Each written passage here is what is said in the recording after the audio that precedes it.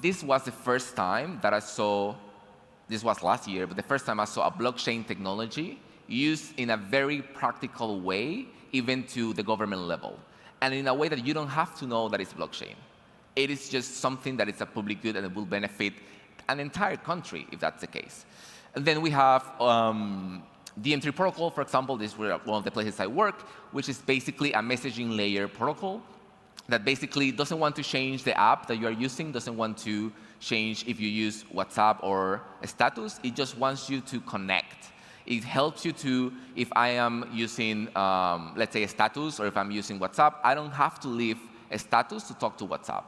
I just put your ENS name, and I can talk to you right away without changing blockchain, without changing the app. And it's a public good too. Then we have Colectivo Network, very well known, very niche also, but one of the very first cases I knew about a public good that is on-site, impacting communities, creating their own economies, and providing a streamline of support. Then we have Token Engineering Academy, also quite niche, but the first bachelor degree level to learn about token engineering, and it's public good. It's open to anyone to access it. It's online. They will also have, if you're going to ETC, they will have a track that you can take a look at. Then you have Gas Hog, which is basically saving you gas from Ethereum. It's an RPC embedded in your MetaMask, and you simply can save gas any transaction that you put on there. You have Dabnode, a local people here. And then you have Arabic Web3 education. Arabic Web3 education struck me quite deeply because it's this kind of things. And this happens with many of these other protocols. It's the kind of things that, because I don't need it, I don't think about them, or I don't think about this as a public good. But then when I see an entire continent using this, you realize that we need to have more context, and you realize how public goods fulfill a role in society that sometimes other ways or other protocols or other companies don't have access to it. Knowledge, in the case of Arabic Web3 education, is basically knowledge that is shared in Arabic. So that helps an entire community to have access to Web3 education. And this is key and it is important, but they are overwhelmingly underfunded because no one sees the economic potential on that.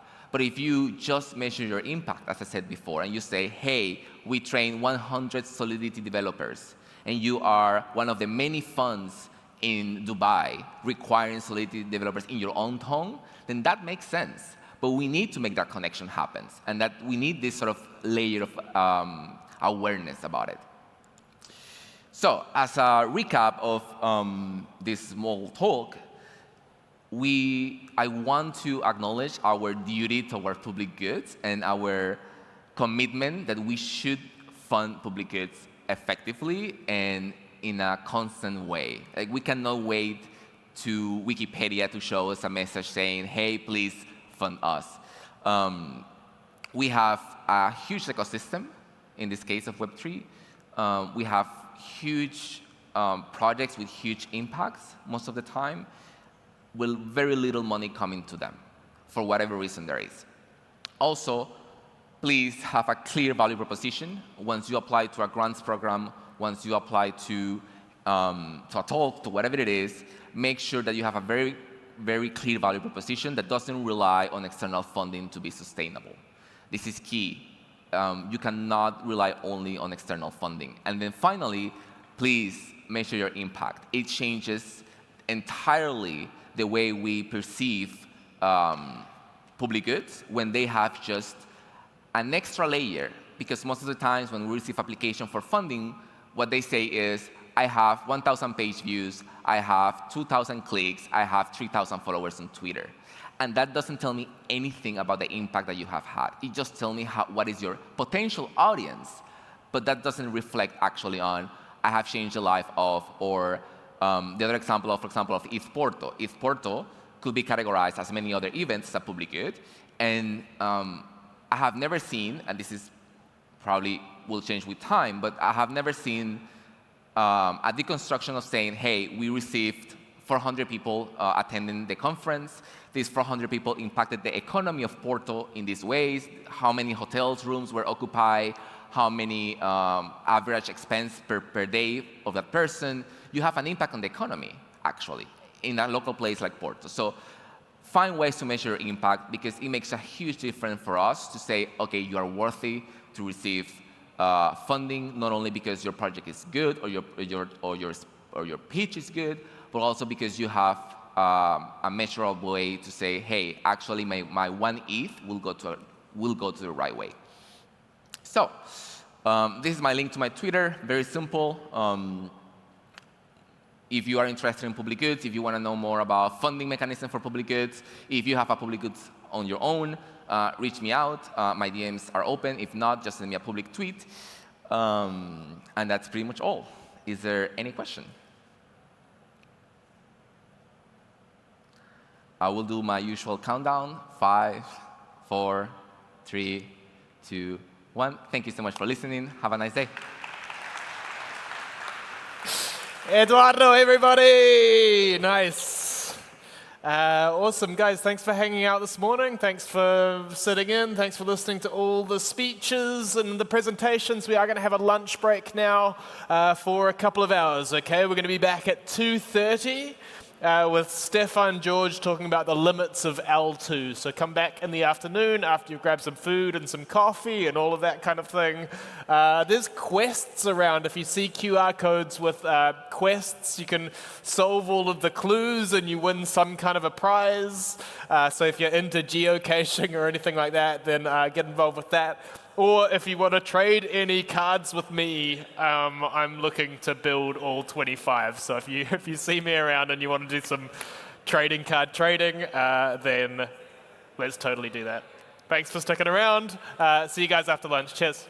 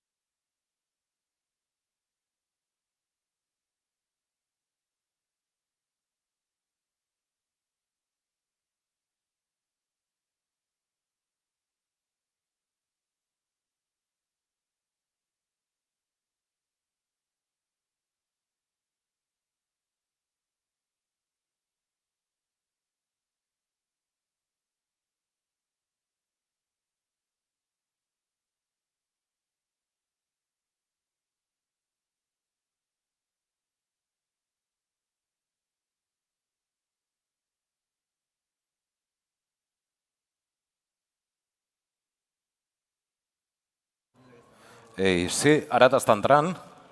T'hauria d'entrar ara. Vale. Hola, hola, hola, sí.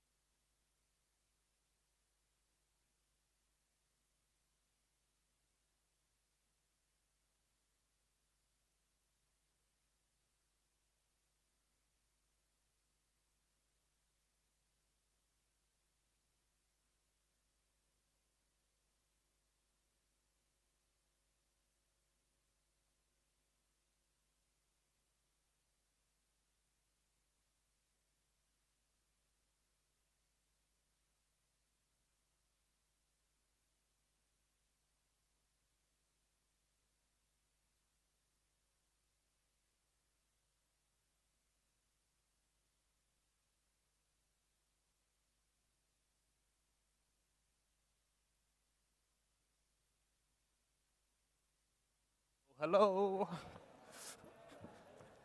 Hello. Hello. Hey everybody. What's up? Welcome. Welcome back from lunch. How was lunch? Pretty good. What'd you have? Water. Some kind of extreme dieting going on. That's good. Awesome, guys. Welcome to the solar stage. My name's John. I'm going to be the MC, if you haven't seen me already. So I'll be here often. Get used to me. I'll be reminding you of some different things. Like if you have any questions for the speakers, anything like that, scan the QR code here. There's a different QR code for every speaker. You can interact in the chat room, or you can look and see the other questions that people have had and upvote the questions you want to hear the answers to. So you can ask any questions you want. That's an option. We've got a pretty packed schedule for this afternoon. Starting 5 minutes ago, we have our first talk from Stefan George. I'm going to bring him up very, very shortly. At 4:55, we have Leonardo Bautista Gomez doing Ethereum research for sustainability and scalability. At 3:20, Joshua Davila on what it means to be radical. At 3:45, Stina Leland on the circular economy, ETH and ER20 stablecoins as money. At 4:10, we have Livia Deschamaya, I hope, doing what is token engineering. 4:35, Mel Galderman doing mass token adoption, designing a digital wallet. At 5 o'clock, we've got Themes doing the sovereign Web3 contributor.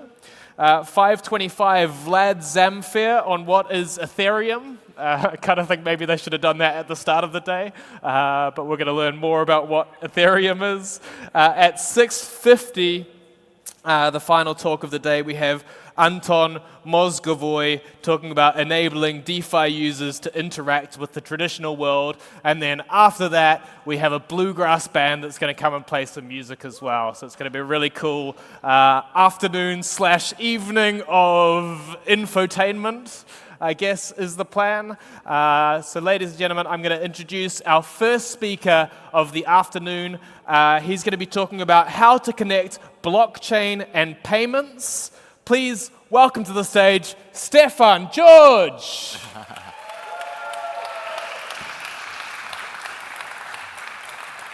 Yeah, thank you for the warm welcome. I'm Stefan George, co-founder of Gnosis, and today I will talk about payments. And that is not my screen. No, it's not my screen. It is not my computer.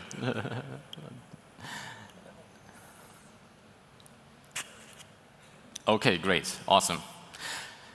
So why do I want to talk about payments? Well, payments actually was the original use case for blockchain. Yeah, if you think about like when Satoshi Nakamoto wrote the Bitcoin white paper, he described it as a peer-to-peer electronic cash system.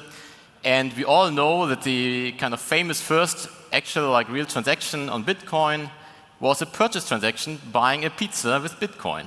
It turned out to be a very expensive transaction, but today, actually, if you think about like who's actually paying crypto for buying anything, no one does. So somehow, even though the original idea was to actually build an alternative payment system, this never actually happened. And today I want to reflect on like why and why I think it's about to change. So if you want to actually tap into payments, you're facing a lot of different challenges.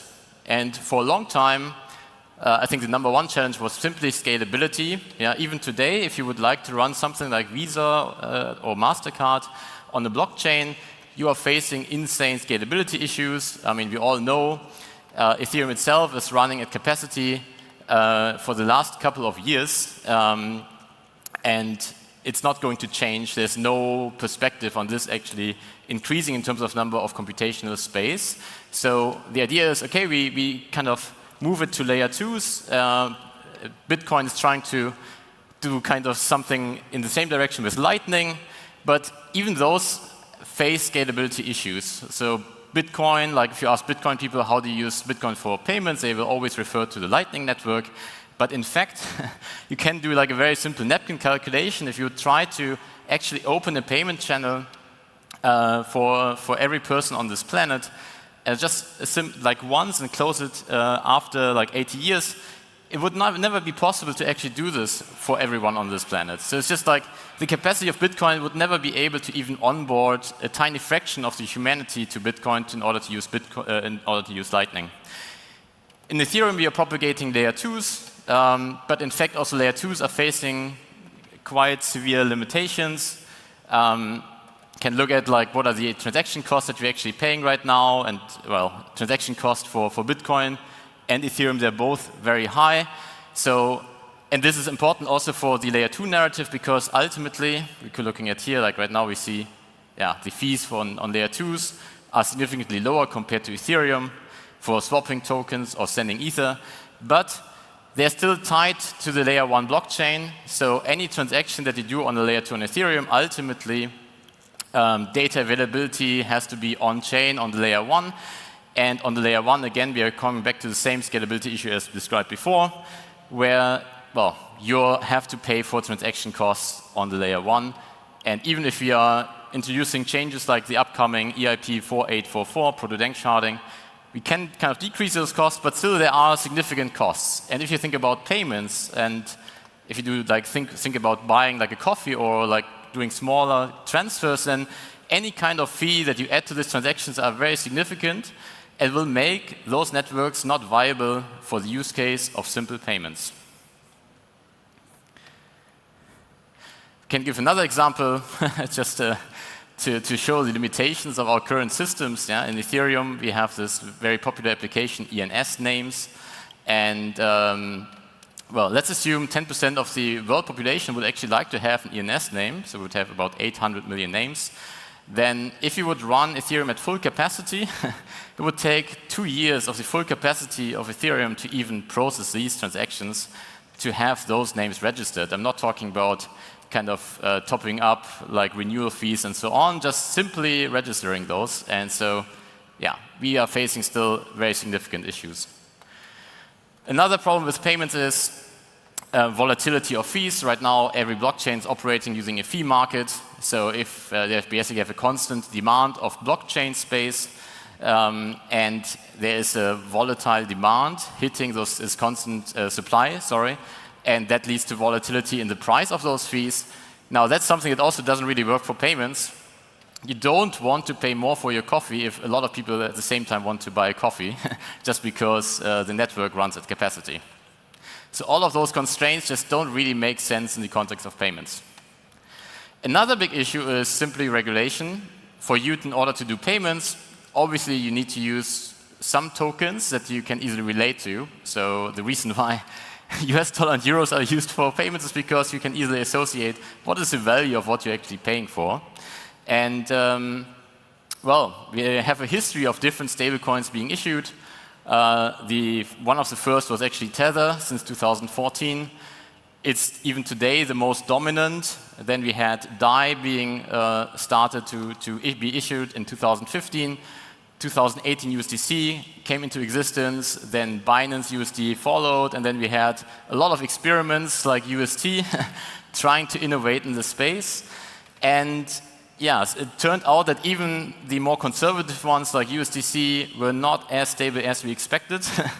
And there's generally still like some mistrust by consumers, but also institutions and other parties that are relevant for payments in order like if those are actually sufficient for us to be used in the context of payments. Obviously, there's a lot of regulatory scrutiny, and yeah, we need to innovate on this level also in order to actually make payments a thing. Other big issue, self-custody. Well, obviously, like I think in order to onboard a lot of users to crypto, the current way of onboarding users to wallets is not the way to go.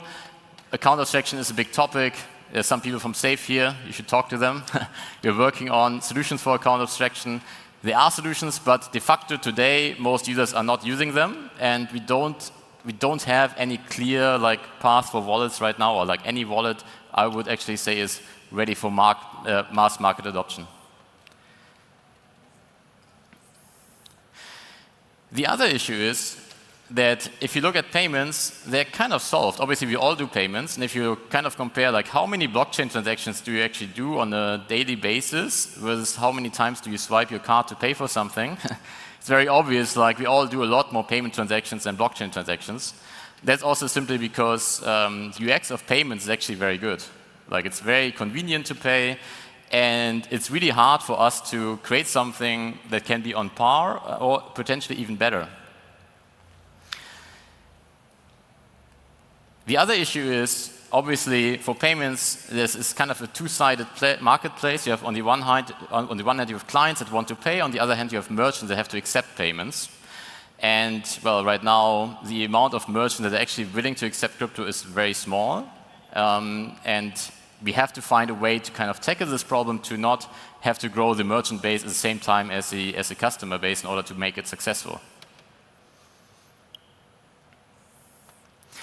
So why do we still think we should talk about this and try to solve it? Because there's also a massive opportunity. Because payment as they are done today also face many issues. If you look at payments today, then we can see two things. One is the front end for payments has been constantly innovated.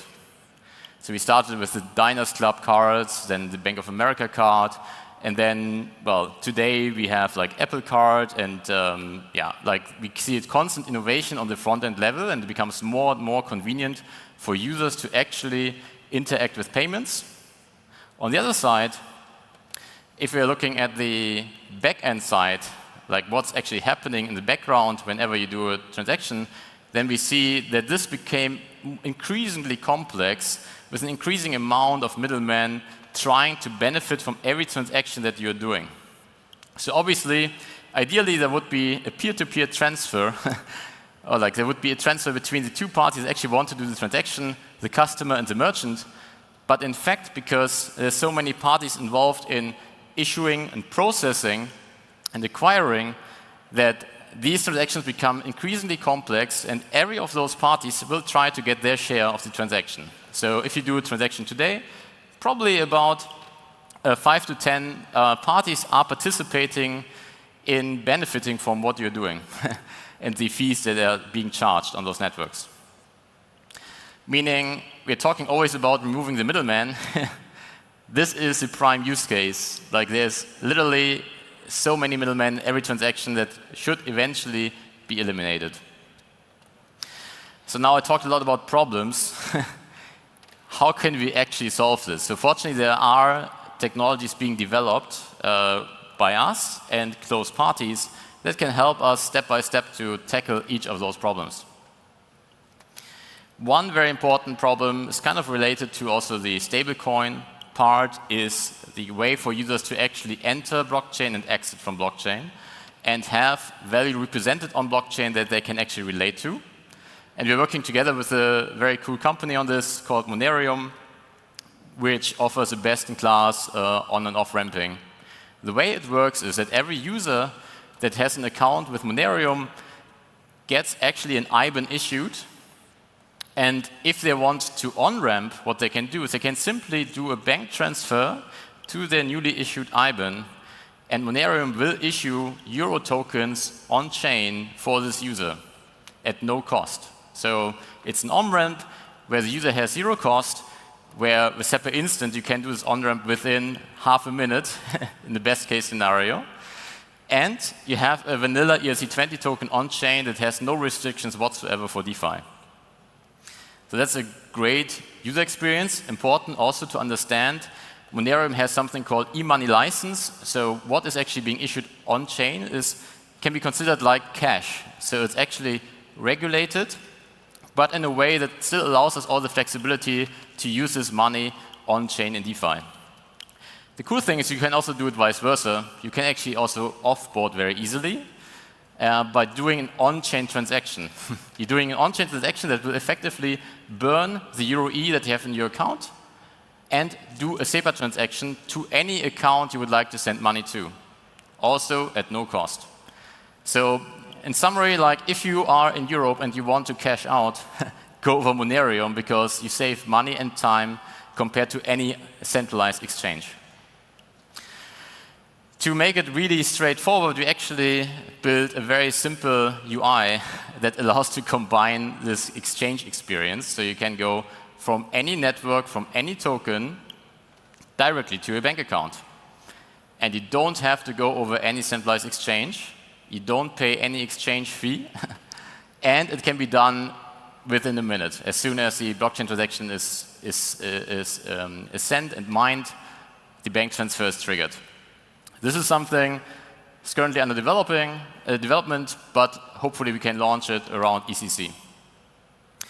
So this is kind of the on-off ramp part for just getting tokens on chain. Obviously, what I actually talk about is payments. So how do we solve payments? Self-custodial payments, and why it's actually a thing. So we saw like kind of last year as a prerequisite for this was a year of self-custodial wallets. Yeah, we saw a lot of centralized institutions and exchanges failing, which actually led to a massive increase in self-custodial wallets being used. Yeah, we saw like when FTX happened, we saw within 24 hours billions of dollars leaving other centralized exchanges such as Binance to self-custodial wallets. Yeah, the Safe has like all-time adoption right now. We see there's a clear trend, clear awareness. You should not trust those institutions. You should not trust centralized exchanges. You're taking an unnecessary risk compared to actually having funds in your own control. So obviously, this is kind of a very important trend for us to do the next step to allow self-custodial payments. And this is exactly what we're working on at Gnosis right now. We call it Gnosis Pay. And Gnosis Pay is the first decentralized payment network that tries to completely remove the barrier and the gap between real-world payments and blockchain as it is today. Gnosis Pay itself operates as a layer 2 on top of Gnosis Chain, which allows us to have the scalability and the feeless experience that is needed for everyone to simply do transactions as they're used to. And to make it really obvious, we're creating the first product, which is the Gnosis card, which is the first non-custodial Visa debit card.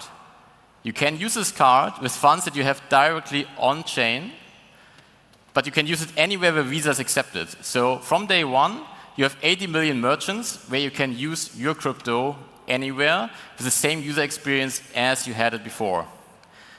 And also works with Apple Pay and everything else that you had before.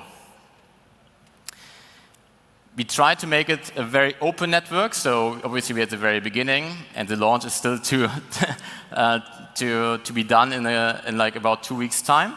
But we want every one of you to join this effort to build the experience about payments, non-custodial payments. And what we take care of to make sure that all the other parties from the fiat world are fine with like operating under these assumptions, meaning we make sure that all the funds which are on the decentralized payment network can actually be used in both worlds. Like they fulfill the criteria to be used in fiat, and they, of course, fulfill criteria to be used anywhere in crypto as well. And yeah, I would like to invite you to join the waitlist. You can go to gnosispay.com right now, and you can sign up to be one of the first to receive this non-custodial payment card. And then hopefully all of us will actually do a lot more on-chain transactions. And I think we can do a lot of great innovations, because I feel we have been innovating a lot in our space. We have been creating a lot of amazing DeFi tooling especially. But so far, it is only really accessible to very few people that are directly in our space. I think with these kind of innovations on the, I would say, almost user experience side, we can then make it much more accessible to everyone. And yeah, so we're going to launch in Europe, but we also prepare everything already to be also available in the United States and in many other countries on this globe. So yeah, it's an exciting journey. We will have more information at ECC in about, I think, 10, 14 days. So I hope to see you there as well. And now I'm happy to take any questions.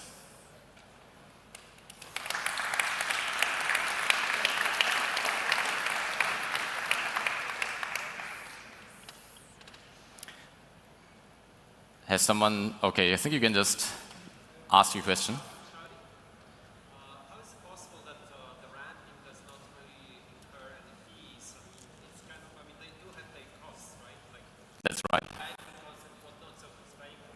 So SEPA transfers are insanely cheap. It's a fraction actually of a cent. And it's kind of bizarre if you think about how much you actually have to pay as a customer or as a merchant, ultimately as a customer for every transaction, right? Like transaction costs that the customer pays about maybe, in Europe it's maybe 20 basis points. In US it's much more than this, but the actual like transfer within the bank is very, very cheap. So the way Monerium makes money right now is thanks to the increasing interest rates, the euro that you are sending to them, they are allowed within the e-money license to invest into short-term bonds. And that allows them to subsidize all the services they are offering, like the SEPA transfers and everything else. Because SEPA transfers are insanely cheap. IBANs are also relatively cheap to maintain. So these costs are pretty low. And it's just a very good example of like how much value extraction happens on top that actually is not really justified and where just very few parties are really exploiting their monopoly.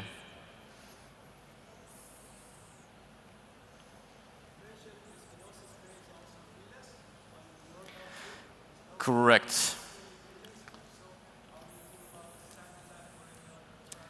Right. Yeah, very good question. So I repeat the question. The question is, like I mentioned, the Gnosis Pay layer 2 on top of Gnosis Chain is feeless. So contrary to every other network, the user is not paying a fee to actually like do transactions. How do we prevent spamming? That was the question. So right now we're using basically like common techniques from the Web2 world to prevent spamming. And of course we also like users that are operating on the network, we can rate limit. And so far we have not been facing significant issues with this. I think it's an evolution. But we see the potential to actually keep it feeless. And the question is also generally, how do we scale? I mentioned at the beginning, layer 2s are also very limited actually in how they can scale.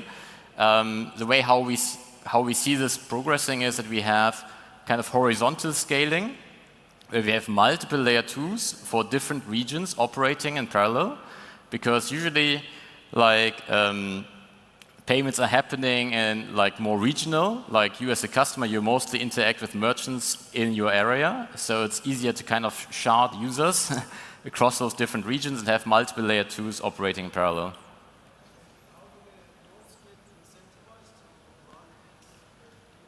Right. I mean, right now it's fully subsidized by us. And well, I would say the great thing is, it talked about payments, there's a lot of fees involved. So there's actually a very big pie of money that's currently made by someone else. And now we can start kind of redistributing this.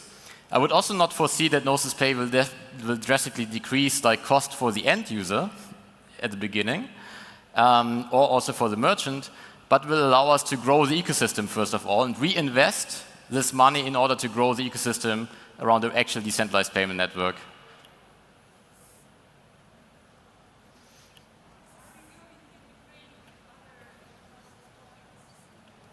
So again?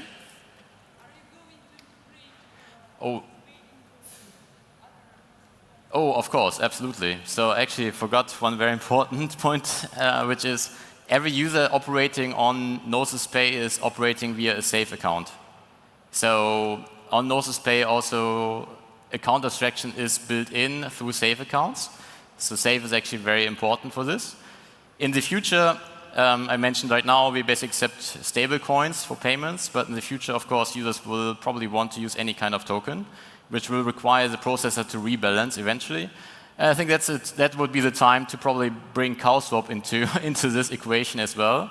So I think all of this will grow into effectively one ecosystem in the future. And what's the size of the opportunity, if you can share? Because you said it's huge, right? Yeah. You didn't share any numbers. Good question. Next to you sits someone who actually works with us who's from payments. But I mean, just the revenue that Visa and MasterCard are making is for me the opportunity size. And that's obviously in the, I don't know, 100 billions. So it's like a massive market, just in terms of revenue that they're making. Of course, the profits are way lower. But they're massive companies. And each of those has a much higher market cap than Ethereum has today. So that's basically the opportunity.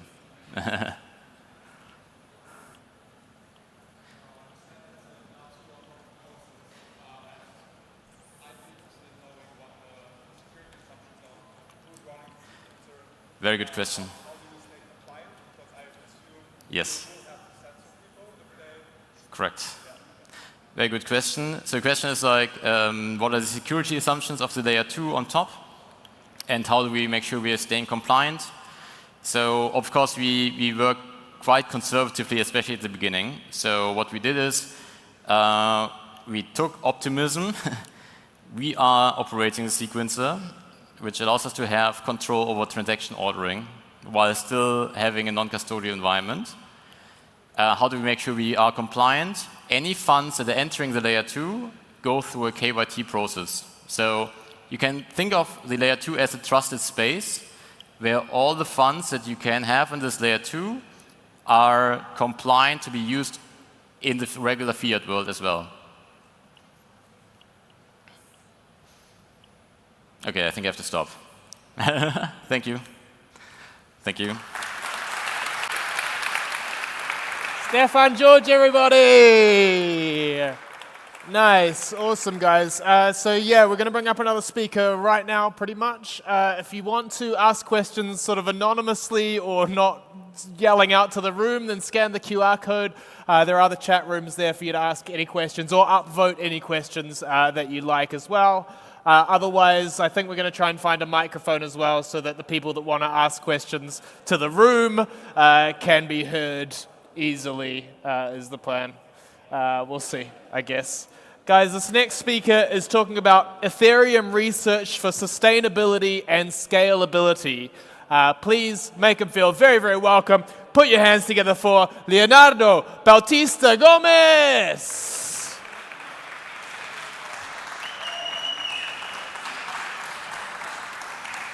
Thank you. Okay. Can you hear me? Yeah, okay. Thank you.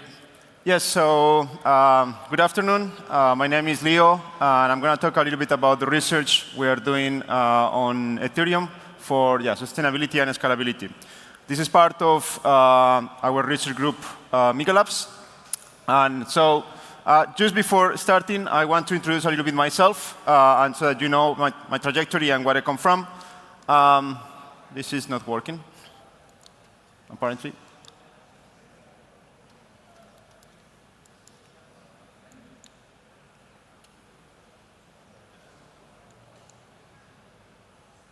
Okay. All right. So yeah, I come from Latin America. I was born in Nicaragua. I grew up in Colombia. I did a bachelor in computer science in Paris, a master in distributed systems. I did a little bit of PhD on supercomputers at Tokyo Tech, and then did some research on scientific computing in Chicago. And at that moment, then I came to Barcelona to work at the Barcelona Supercomputing Center. I work in scalability for supercomputers and scientific computing. And in 2018, I started to realize that the scalability issues that blockchain technology has were very, very similar to the supercomputing world, and the same kind of problems we talk about, resilience, performance, scalability, and all that are kind of very similar to what I did for my studies. And so at that moment, I decided to kind of join this adventure in trying to make blockchain technology more scalable. And so at that moment, I started to do research with the Ethereum Foundation. This was the first meeting we had. I think it was in Taiwan. In 2018, so I have been doing research with them for the last 5 years. And since then, we had I received 5 grants from them, and we have done a lot of different projects. And what today I want to present is some of those things that we have been doing on the last few months. So there are 3 main topics that I want to present. First, I'm going to talk about the peer-to-peer network for Ethereum. And the crawler that we have developed and the data that we managed to gather using this crawler. Then I'm going to talk a little bit about the transition to proof of stake, basically the merge, and the analysis that we did on rewards for staking institutions. And then also I want to present a very new product or service that we introduced that is a staking monitoring platform where you can actually see the Beacon chain being built in real time and basically all the things related about staking. So let's start with the Ethereum peer-to-peer network. So we created this network crawler that is called ArmyArma. It's an open source crawler, so if you can access the code, you can just take a look at the QR code in the screen, and you can download the code and use it yourself. It's completely open source. We also published an article in a scientific conference a couple of years ago describing how the crawler works. So if you have more of a technical background, perhaps this is the kind of documents that will make you understand how this crawler works. So I don't want to get too much into the details about how it works, but I want to present more or less the kind of data that we managed to gather with this crawler. So for that, we just launched last week this dashboard that is online. Again, you can access it with the QR code in the screen. And so we have two dashboards. One is for the beacon nodes, and the other one is for the beacon validators. All right? And I'm going to present some of those results. So for example, one of the things that we can know with this crawler is how many nodes are active in the network. So this crawler is trying to connect with as many peers as possible in the peer-to-peer network, right? And every time we connect with a node, we try to gather some basic data about the nodes, and we put all that in a database. And so here we can see more or less there are about 12,000 nodes in the Ethereum network. And we also can know the geographical distribution of those nodes, right? Because to connect with them, you need to contact them through their IP. And when you have their IP, you have more or less a good idea about the region where they are located. And so you can have a good geographical distribution about the nodes in Ethereum. Now, this is very important, actually. There are many people that are interested in this, because there are many efforts right now on trying to decentralize even more the network, geographically speaking. Right? Because there are countries that might be wanting to shut down kind of blockchain operators in some countries. And so that's why I think it's important to decentralize that, the network as much as possible. Right? But we don't know how to decentralize it. We don't even know what the network looks like today. Right? So that's why I think these kind of pictures help us understand the current state and to understand also where we want to go. Right? So right now, most of the nodes are in the US. There are many in Germany, in France, some of them in Australia, Russia, etc. Right? But we want something that looks more red across the entire world instead of just one single point. Now, another type of diversity that we want is software diversity. Right? When you are running a network with 12,000 nodes, and for example, everyone is using the same software, the day that that software has a bug, your network is down. Right? And so client diversity is very important. The Ethereum Foundation put a lot of effort in funding 5 different teams with 5 different implementations in different languages, and so that makes sure that the system is robust in terms of software diversity. So right now here, this is data that we gather with the crawler, and we can know that more or less Prisma and Lighthouse have about 40% of the nodes in the network, and then 10% and 7% for Teku and Nimbus, respectively, and then the few others are smaller proportions. This image right now is much better than what we had 1 year ago. 1 year ago, like 70% of the nodes were using one single software, one single client, right? So now we managed to get a little bit more diverse, and if one of them is not behaving well, or there is some backdoor introduced by accident or not, we have a system that is still reliable because there is this software diversity. We published this scientific paper a couple of years ago that actually analyzes the performance of the different consensus layer clients. So if you're interested, you can take a look at it.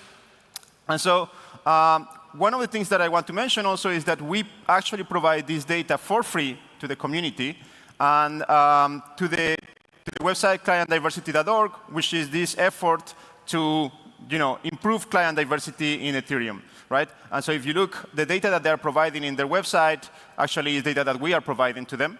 And if you look at the execution layer client, for those that know how a node rolls in Ethereum, you need 2 clients, one consensus layer and one execution layer. And in the execution layer, you see that 50% use Geth, which is not good. We want more diversity on the execution layer client. And this is actually much better than before. Like a year ago, 80% of the nodes were running Geth. Now we have more Nethermind and others. So the software diversity is changing a little bit, is improving in the execution layer clients. But again, we need to know where we are, and we need to know where we want to be. Another thing that we might discover with this type of crawler is where the nodes are located, right? And so we know that right now about 50% of the nodes in Ethereum are in clouds, and about 35% of the nodes are in homes. Now, how do we know that? It's because we have their IP. When we have their IP, we can know their ISP, right? So you have the internet provider, and the internet provider finished by Amazon Ltd, then you know that's a cloud, right? And if it's, I don't know, Vodafone or something like that, it's most likely to be a home, right? Now, another thing that we know from the network is how many attestation networks these different nodes are subscribed to. For those that know what attestation means and what staking means, here you can see that for about 6,000% of the nodes, 6,000 of the nodes they are not subscribed to any attestation network, which means that most likely they are not having any validator behind. So these are non-staking nodes. These are just nodes that are running and they don't have any validator behind. And then you have what we call the home stakers. So those are nodes that have between 1 and 10 validators behind them. And then on the other side of the screen, you have those that are subscribed to 64 attestation network, which is the total maximum that you can register to. And these are most likely international stakers. And of these, you have more or less like 1,000 of those nodes. These are most likely, big operators like Lido, Kraken, Binance, Coinbase, etc.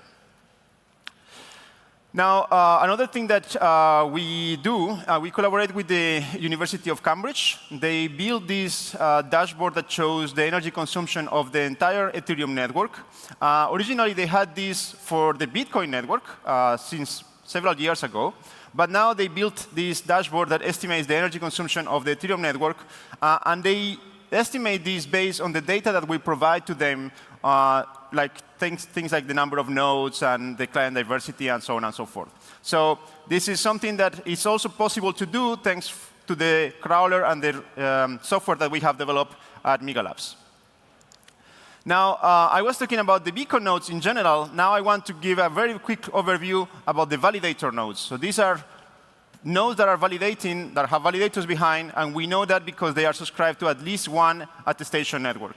And so you see the geographical distribution is more or less the same. The software distribution is actually better. OK, the laser is not working. The figure on the left shows that it has a much better distribution. It's like 35% for Prism, 30% for Lighthouse, 15% for Teku, and 10 or 11% for Nimbus. So it's a much better distribution in terms of client diversity if you only focus on the validator nodes. Regarding the hosting, is more or less the same, 50% of cloud nodes and 35% of residential homes. We also see that there are about 10% of the nodes that run in ARM, which is actually something good. We want to be able to have validators running in small devices that are not very energy hungry. And so this is a good thing. And yeah, more or less, we see about 5,600 nodes that are validating in the network. OK, transition to proof of stake. That's another work that we did.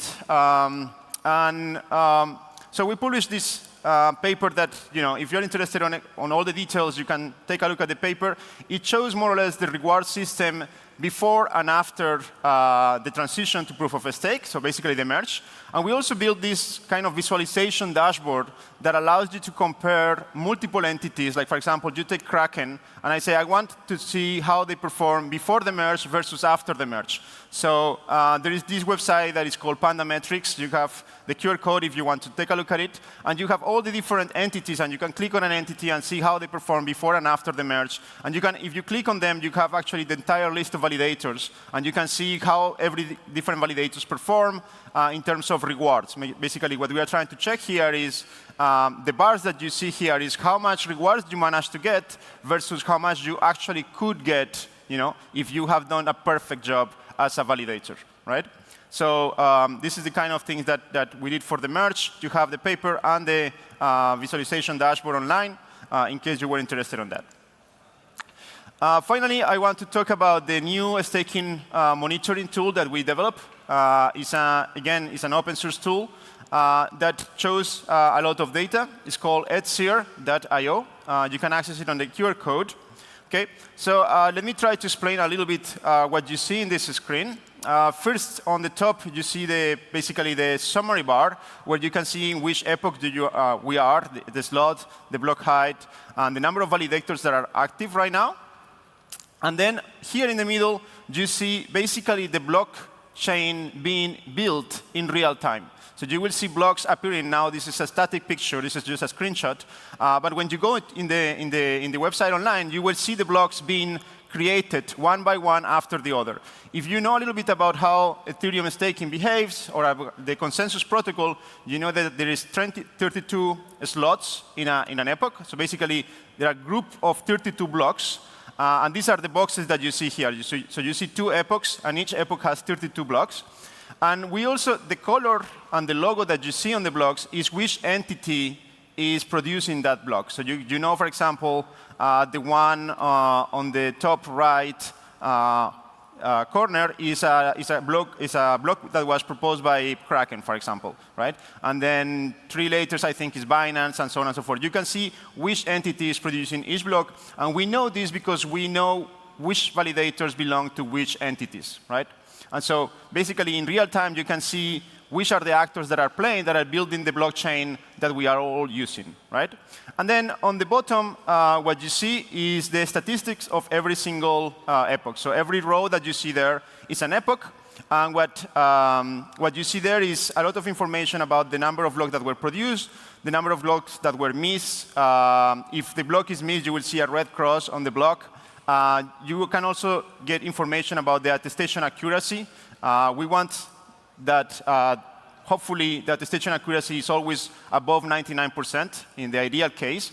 And we also get information about the total voting participation. And so in a healthy network, we want 99% of the validators doing their duties according to what they are supposed to do. So we want the voting participation to be very high, so 99%. So basically, this gives you an idea about the state of the chain in real time. A couple of weeks ago, or a month ago, there was a problem in Ethereum chain. It was not finalizing for several epochs, and we actually could see this in real time in our dashboard. We saw that the participation was getting down, blocks were being missed, and so it was red everywhere, and we didn't know what was happening. But it was really interesting to see that actually you could actually visualize this in real time in our dashboard. In addition to that, you can actually click in an epoch, and this is the image that you have on the right, and you get all the details about that specific epoch. How many blocks were proposed, how many blocks were missed, how many attestations were sent, how many attestations were missed, the active balance, and you can see the whole list of all the blocks. And for every block, you can see the entity, the proposer, the slot, the date, the withdrawals, every single detail you can know on this dashboard. And then on the left side, you can see the validator view. So you can see how this validator has been performed over the last 12 hours. So you can see how many rewards it got versus how many rewards it could have gotten. And the attestation misses, the blocks that has produced since the beginning of time, also the withdrawals, and so on and so forth.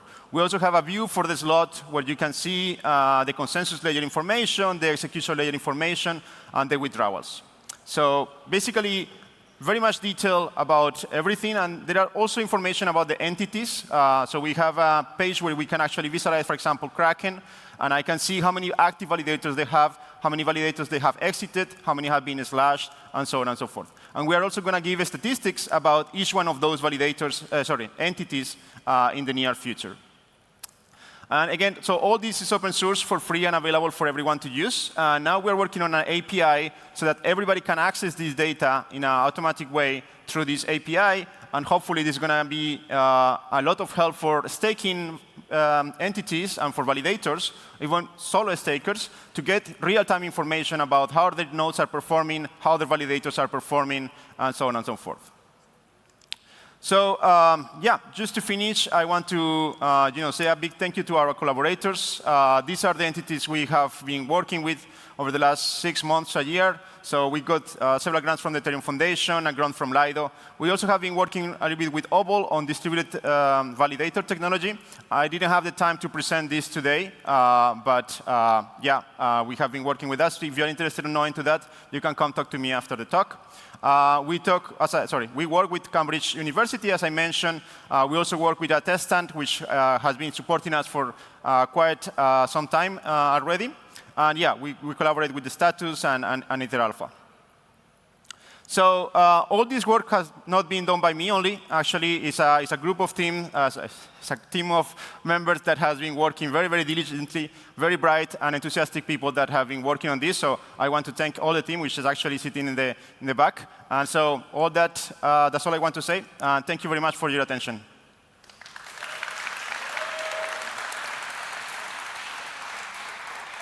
Leo, everybody. Nice. I got the clicker here. I think it's not working. Yeah. It's not working? Well, it's stopped working, but no, it's fine. OK, cool.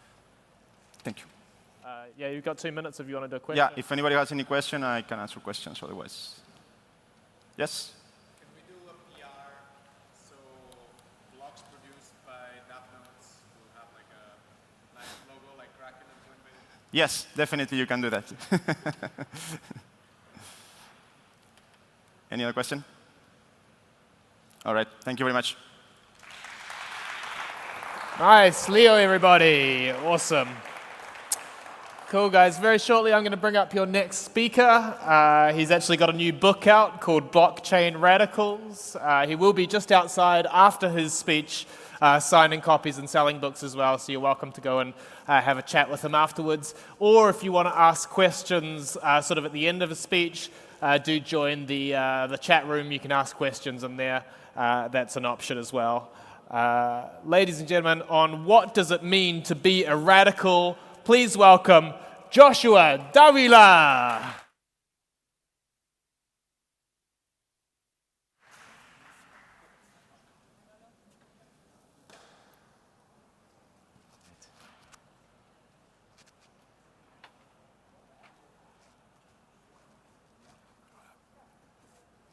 Is it working? No.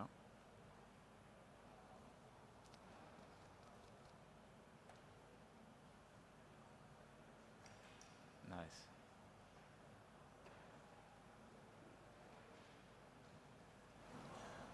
I have 20 seconds.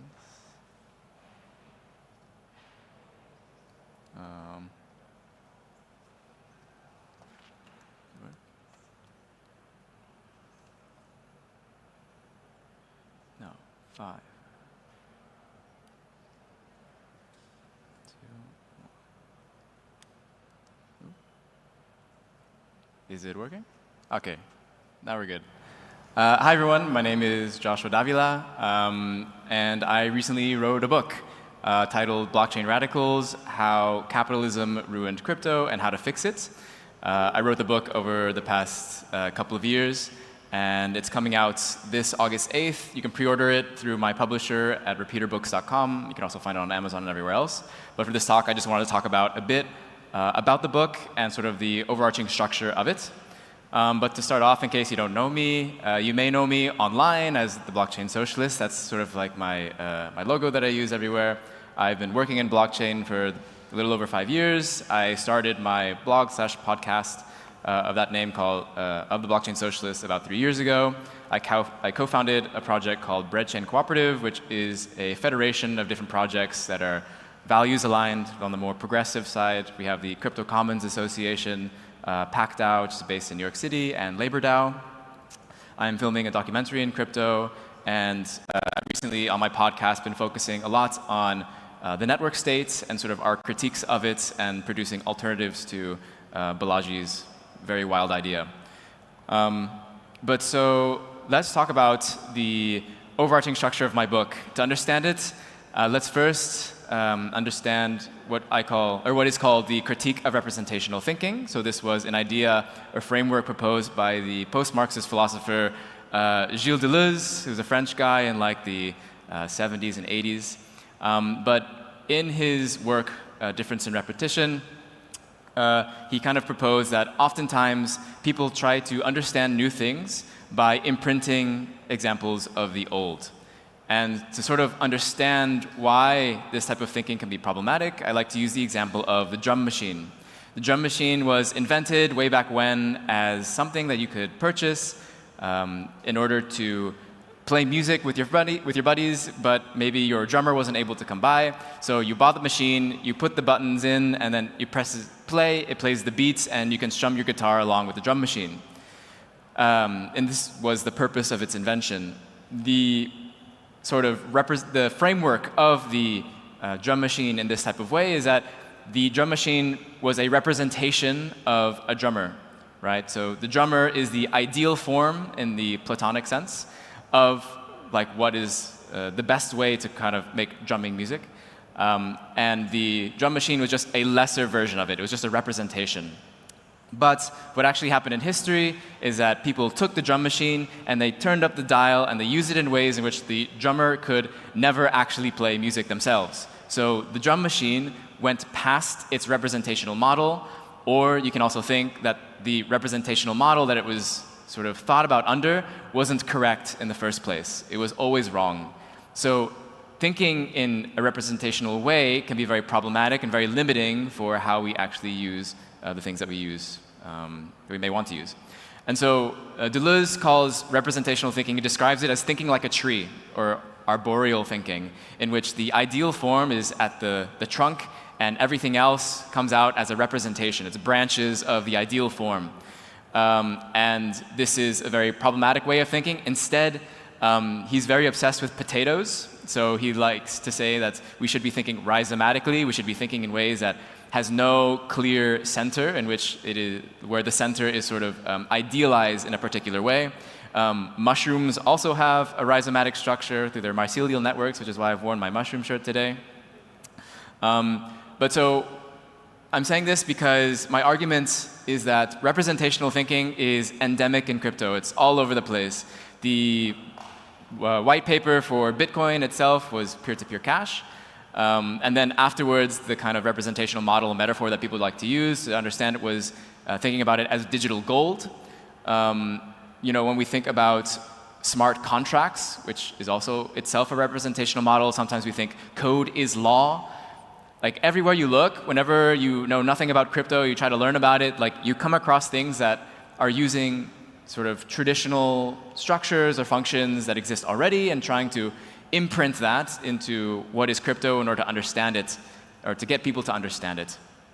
But this is not necessarily a bad thing. Sometimes it's good to use metaphor to help people understand things, but we have to understand its side effects and who are the people that are actually making these representations and these metaphors in order to understand this new thing that we call crypto. And so if we take just the example of Bitcoin being digital gold, there already existed like a pretty non-significant amount of people who are really into the idea of gold as being like the ultimate form of money. This highly commoditized form of money is like the best because there's a limited amount and because like, you know, people use gold forever or whatever. It was a very conservative ideology, a very libertarian conservative, and therefore a lot of conservative libertarians became very enticed by the idea of Bitcoin and were willing to give their money to people in order to have that sort of ideology, like so that they can live it. You also see this in like in crypto. You know, decentralized autonomous corporation was the original name of a DAO, but that later changed because of Vitalik suggesting like, hey, maybe we shouldn't only be doing corporations. You know, but the fact that the corporation was the first one, I think, tells a lot about the ideological framework of the people who came first and what they were trying to put forth in the world. So this is just like a really common tactic in marketing. People do it everywhere, not just in crypto, but like this is how this can be problematic in certain ways if we aren't aware of it. And so what I really like this like kind of saying is that the map is not the territory. The word is not the thing it describes. Whenever the map is confused with the territory, a semantic disturbance is set up in the organism. The disturbance continues until the limitation of the map is recognized by Alfred Korzybski. And so like representation is something that is kind of unavoidable. We have to keep in mind. But I think what's important at the same time, from George Box, is that all models are wrong, but some are useful. So we can use representational models to understand things, but some of them are worse than others, right? But representation is a necessary thing in order to kind of reduce complexity, in order to understand and wrap our heads around certain things. But a map itself can be very political. I learned yesterday that in India, there are certain types of maps that are completely illegal to own because it goes against the kind of Hindu nationalist sentiment of the government there. So the types of models or the types of maps that we put over the territory that exists has political consequences. It means that people are going to understand things in particular ways, and they're going to go after things in particular ways because that's the map that they're given and that they're trying to follow. And so in my book, I go through what I think are sort of the three most common, like overarching representational models that are used in crypto. So section 1 is crypto as money, section 2 is crypto as finance, and section 3 is crypto as coordination. So these are like the three most common ways whenever I like try to find explanations of blockchains or crypto, like this is how people kind of explain it majority of the time. But what you can see with this kind of way that it's being explained and being modeled is that what's essentially happening is the representations are being expanded every time, right? People start off with money and they're like, oh wait, no, we can do more than that, and now we have DeFi, so now everything is finance, and now we have people saying that it's all coordination because of DAOs and things like this. But what's happening is just like the drum machine in the early example, crypto is breaking past its representation every time. But what's, I think, important to understand what's happening underneath is that there is a very complex and large territory of things that are possible or that can happen. And the particular maps that we're sort of drawing on top of it is never going to fully encompass the territory itself, right? Like the map of Peru is always going to be less than the actual existence of Peru, right? Peru is more complicated than like the piece of paper in which you use the map, but the map itself can sometimes be useful. I think in the case here, what we need to understand is kind of the limitations of the maps that we decide to use or not. And so what I think is interesting to also keep in mind why it's been related, especially with a lot of the news that has been happening lately, is sort of understanding that nothing is forever. So that includes the internet. So like thinking of things as kind of like a stable entity can sometimes be very problematic. I think there is kind of this Platonic idealization of things that are static or things that can be static. I think that's why a lot of people are attracted to Bitcoin and the 21 million cap or whatever. But this tends to be and attract a lot of very, very conservative ideals and politics. But we've seen, throughout the past, decades that the internet has changed quite a lot from what we used to think it was to what it has become and what it is now. We used to have AOL, we used to have MySpace. Now we have like very different types of applications that do very different things and can do more things than they were able to before. And the way that we've been able to understand the internet has changed quite a bit. At the same time, large corporations have sort of slowly coming to the realizations of what ultimately the conclusions of capitalistic business kind of does, and that now kind of the venture capital money is running out. The internet has lasted for a long time and has existed as it has existed because it has been sort of running on an almost like limitless amount of cash that has come from venture capital, because there's always this kind of story and narrative and expectation that if you can fund a whatever software-based startup, then you can make 100x your, the returns that you can make are very, very high. And this is like a model that's used repeatedly over and over and over again in the tech world. And this has continued into crypto world to almost an extreme extent. And I think this has been like why a lot of people have felt, I think, kind of dissatisfied with the current status quo of crypto, where people are sort of subject to the swings of the market, in which case, oh, I have a job when the price is up, and now I'm like not sure if my work is going to continue because the price is down and we're in a bear market and I don't know where to find funding. And so I think this can cause like really like problematic types of dynamics between people and even within themselves. And so one of the things, I'll give you a little tidbit that I think is like worthy goal of kind of pursuing, like understanding all these things, is that we need to build kind of alternatives to the types of infrastructure that we're building right now. A VC-backed kind of startup is not a kind of collectively owned digital infrastructure, which is what I think that we ultimately need to be building if we want to build something that's truly an alternative to what exists already. So if we think back, like the maps that we're using right now and that we're overlaying onto the territory of crypto are essentially a recreation of what has already existed. And so like now we have the kind of technologies perhaps to build things that are vastly different than what exists today. And so I think it's on us, the people who are wanting to build these things, in order to build them in a way that is structurally very different, that doesn't facilitate the types of social relationships that we're currently reliant on in the kind of traditional tech VC world. And so yeah, the book goes into a lot more detail, of course. I've been pretty lucky to get a lot of really nice words from different people. So Vitalik, Nick Cernicek, Primavera De Filippi, and then here's some of the other words in case you're still not convinced from different people. If you go to my website, blockchainsocialist.com, you can also find all these things and more information, or you can just go to the Repeater Books website. But yeah, you can scan that QR code if you want to pre-order it, or you can try your luck. I have a few copies to sell, about 18 or 19 copies to sell outside right afterwards. Yeah, it's called Blockchain Radicals. And then I guess I can take questions. I don't know if I can see if there are questions on the screen or if I should ask the audience. Or like, please go.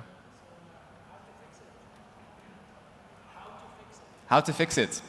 So I would say, ultimately, what I'm saying, how to fix it, is to radically think or rethink the models in which we are applying ourselves on. So I think the first thing to do in order to radically rethink that is to first understand what is the status quo, like what is the current existing social relationships that we are put under. And if we can understand that first, then we can begin to understand like how do we build something that is very different. And so I think, yeah, for the how to fix it, for me, one of those things is building, like that tweet I put out, building collective infrastructure. So when I say collective infrastructure, I really mean like collectively owned, and one that is not based on like the way that a lot of kind of token governance protocols are kind of done at the moment, where the token is sort of freely available on the free market, where you can buy as many tokens as you want, and the more that you buy, the more power you have. I think that's, if we like map that against what is the status quo, it's essentially the same. I like to say that the US dollar is like the governance token of global capitalism. And I think it's privy that we try something else. Are there any good examples of the best crypto projects that are already doing some of this stuff? It's not all terrible, right? Protocols and things like that are maybe getting it right, or Are there any that getting it right?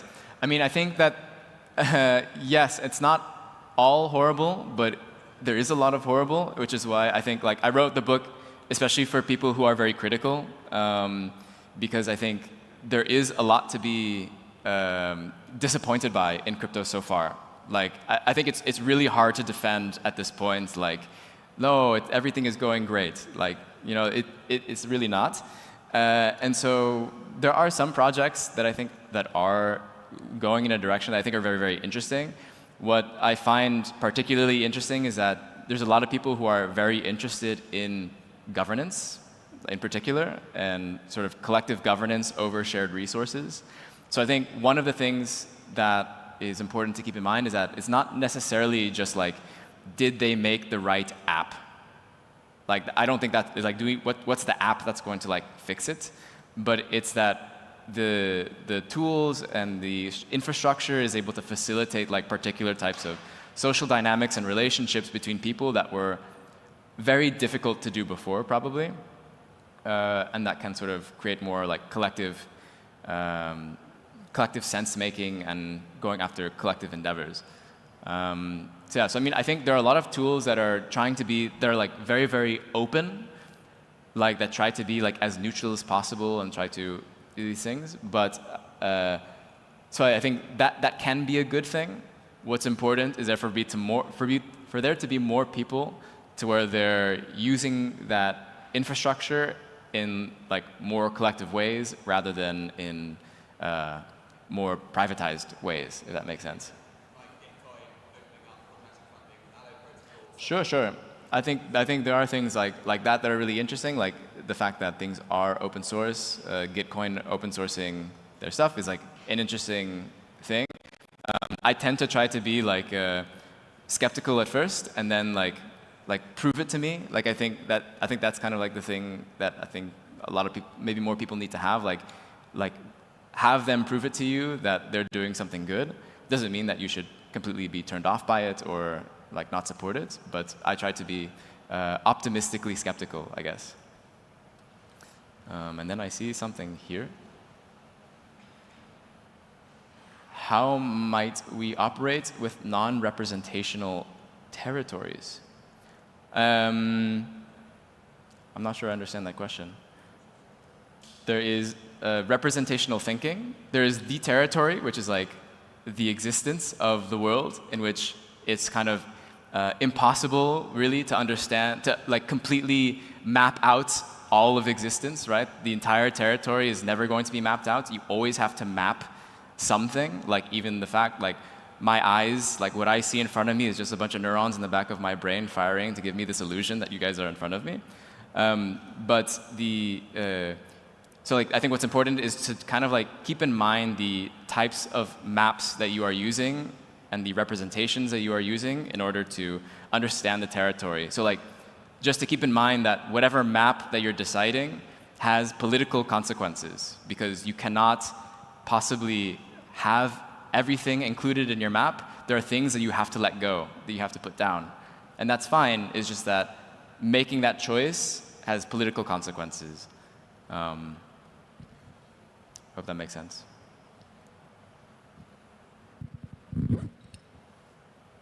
Anything? Just don't tell me.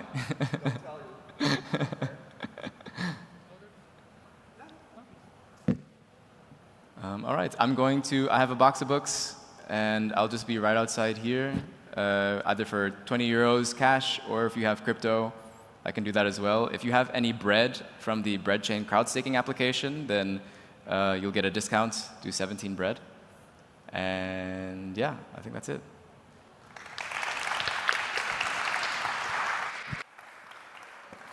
Nice, thanks. Joshua Davila, everybody. There's so many different names that I'm trying to pronounce. So I'm rushing to the back every single time and sort of being like, how do you pronounce your name? Is there anything I should say? Or whatever, but it's okay. We're just going to wait a few minutes for some people to filter out. Some people are filtering in. That's excellent. If you're coming and you're new and you want to scan the QR code to participate in the chat, ask any questions that you want of the speaker, that's great. It'd be cool if you wanted to do that. Also, if anyone wants to trade me their cards, I've got 2 artistic attire cards. So if anyone doesn't have an artistic attire card and they want to trade me, that'd be good. No? All right. Oh, and then if anyone's interested as well, you can also do the quests. So there's a bunch of different quests that you can achieve. You scan the QR code on the quests card. If you don't have a quests card already, you can borrow mine if you want to. And there's some kind of an NFT for if you complete, or whoever does the most quests at the end of each day gets a NFT, I think is the vibe. Have you been doing this? Oh, you guys are from Raleon, is it? Nice. So you made the quests. I should find out the details of exactly what's going on. And that is the deal, right? Nice. Giving away legends. Hardware wallets. Guys, every day you can win a hardware wallet from Rallion, which I think is very amazing. I don't know if you can tell, I'm learning like so much about crypto these days, which is okay. I have my brother has some crypto for me that he invests and stuff. He got me some of the a portion of one of the CryptoPunks. So I'm vehemently a CryptoPunk guy now, basically. Any other CryptoPunk folk? No? Any Bored Apes? I heard if there was any Bored Apes, I could like trick them into giving me their passkey pretty easily. That's what he told me. I don't really know if that's the deal or not. Cool. Are we ready for the next speaker? Yeah? We're good. Yeah? Cool. Awesome, guys. This next speaker comes all the way from Norway, but she's coming by way of Malaga. She lives in Malaga in the south of Spain. She's going to be talking to us about the circular economy. Please scan the QR code, participate in the chat if you want, and make her feel very, very welcome. Put your hands together for Stina Leland! Thank you. Where's the clicker?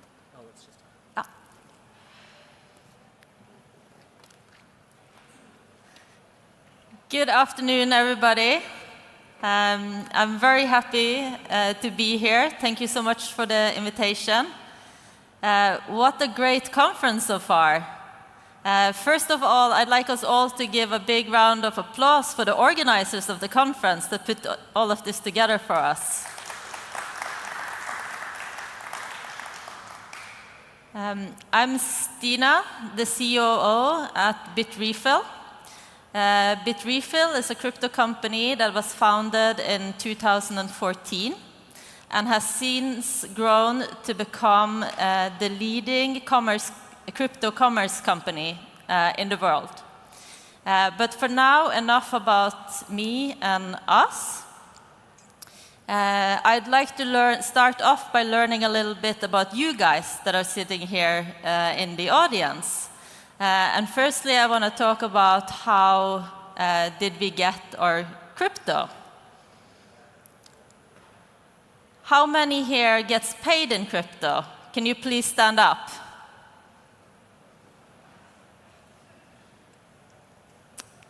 Three, four, five people or so. That is great, but you can keep standing. But because I also like, how many of you that are not currently paid in crypto would like to be paid in crypto?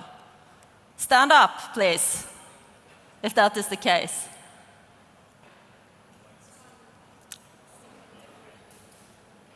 And so now we know a little bit about how we're getting our crypto, and I assume the ones that are not getting paid in crypto, probably you got your crypto from buying it on an exchange, or a friend gave it to you, and so forth, right? And then when you have crypto, what do you do with it? How many here has bought something using your crypto? Stand up, please.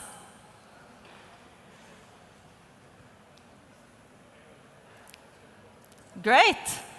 If you have bought something that is not another coin or an NFT or something similar to that, please keep standing.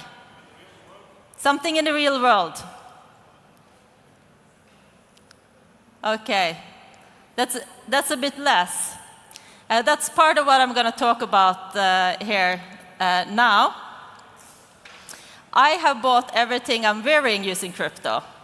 These shoes I bought a while back using Bitcoin, and this outfit I bought yesterday in Zara using ETH. I went to Zara, I picked out an outfit, I went to BitRefill, I bought a Zara gift card, then I showed to the cashiers, they took that as payment, and I went away with my outfit that I'm wearing today. Both of these things that we talked about now, about how do you get your crypto and what do you do with it, is part of a circular economy. If you think about what a circular economy is, you could think about, for example, the context of the economy of Spain as a country. It has country borders, but it has a currency, which is the euro, and it has many different components of an economy. Crypto is also like an economy, just it doesn't have any country borders. This means that we also need to build all the parts of the circular economy for crypto.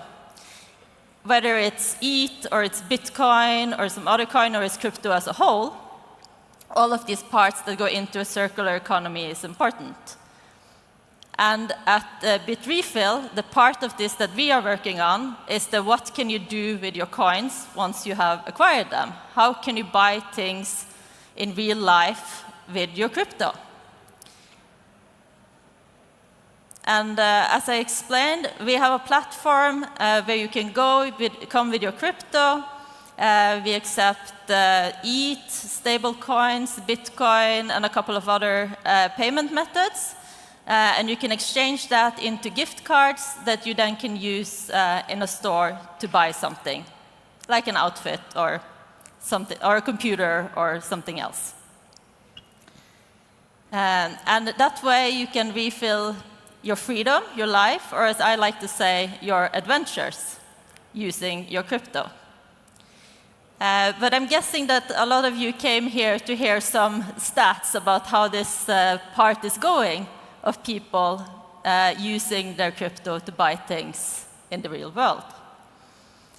And I will be presenting some of that. Bitrefill, as I said, we are the biggest crypto commerce company. This means it's a niche within the crypto space. It means we're talking here about hundreds and thousands of people. We're still not in the millions or billions and so forth. But it's very interesting. Looking at the world as a whole, we can see some variations depending on where people are from. In the global south, we can see a lot of use of Binance Pay to pay for things. While in the US and Europe, we see a wide use of Bitcoin and ETH. And specifically in Australia, we see that people are primarily buying stuff using their ETH. If we look at the world as a whole, there is mostly stablecoins, Bitcoin, and ETH that are used to buy goods and services. But historically, if we look at our data from 3 to 4 years back, it started out by being mostly Bitcoin that we saw was used to buy goods and services, whereas now stablecoins and ETH are taking over. And now we can see it's almost equal between these different coins.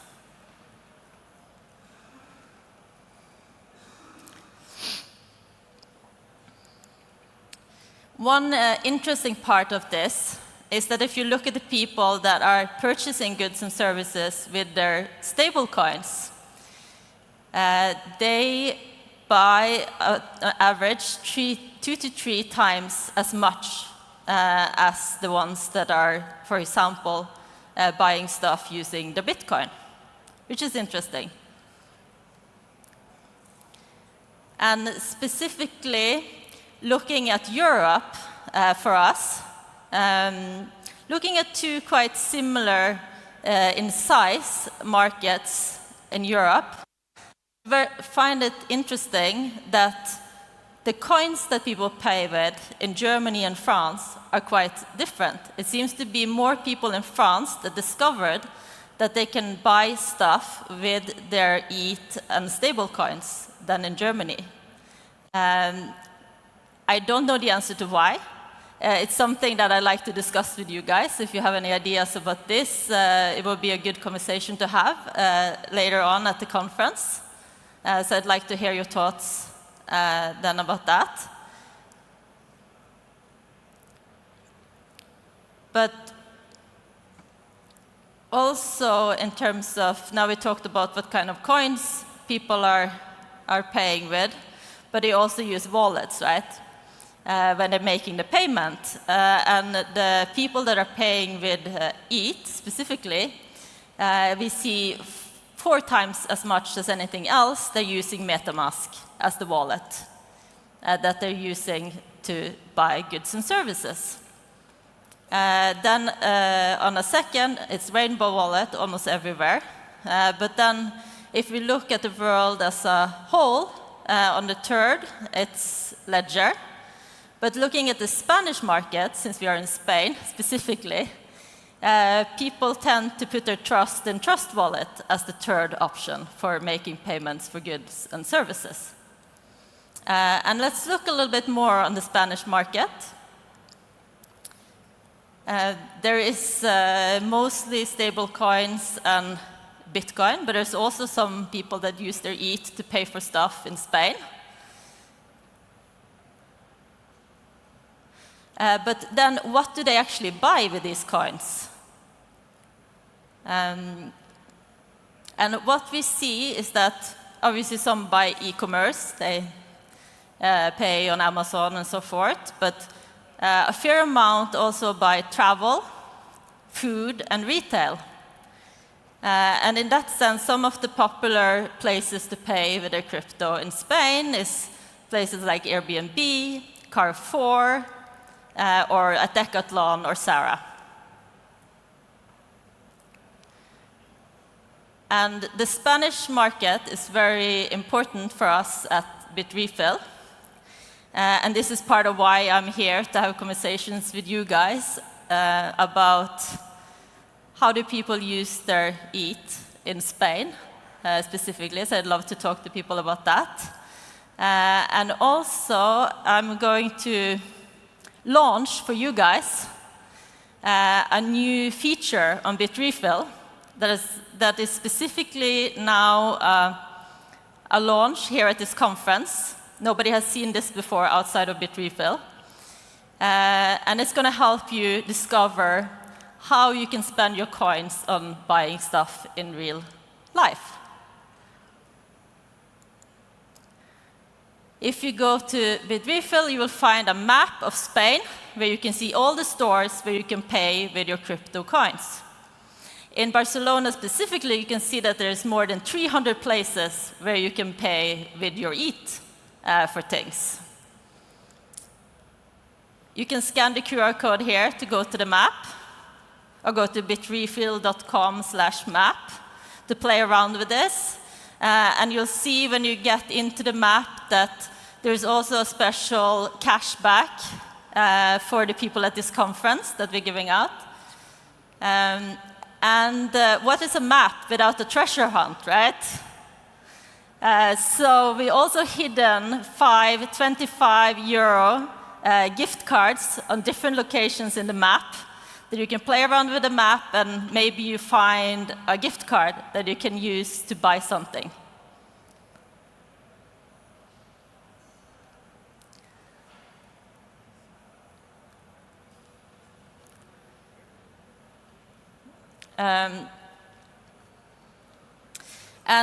In order to play around with the map, you don't need to set up an account with Bitrefill.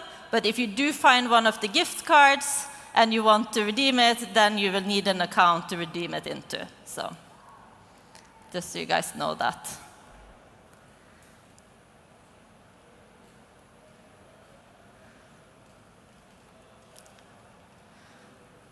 Okay. And before I close off my speech here, I assume some of you have very impressive POAP collections by now. Right? Anybody have a POAP collection? Raise your hand. Few of you. If you don't have one already, maybe it's a good time to start. Or you can add this one to the collection that you already have to remind you about the possibility of spending your coins as money to buy things.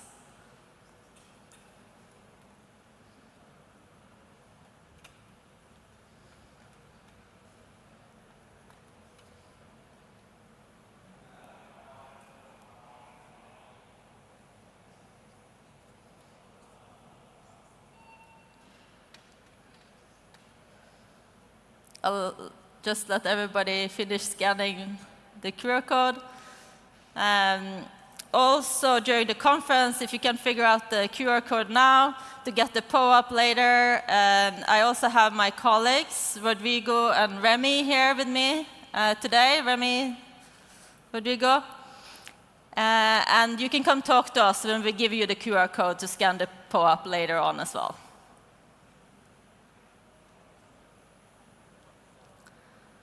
I think we're almost at question time. I don't know if there's any questions or anybody in the audience, but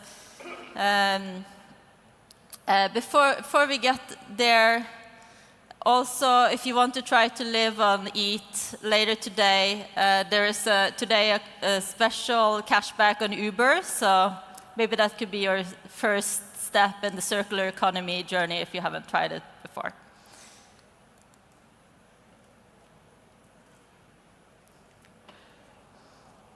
Thank you. This is super cool.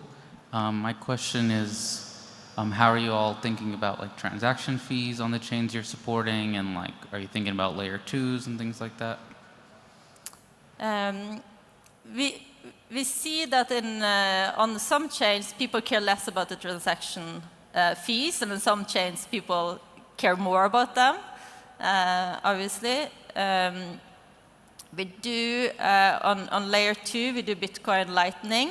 We've been in that since a long time ago.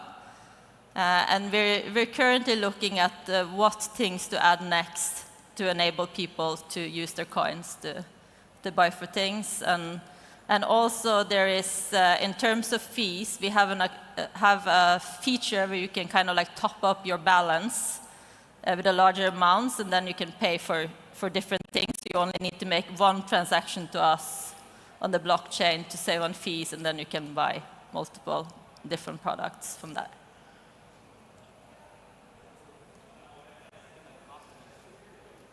What?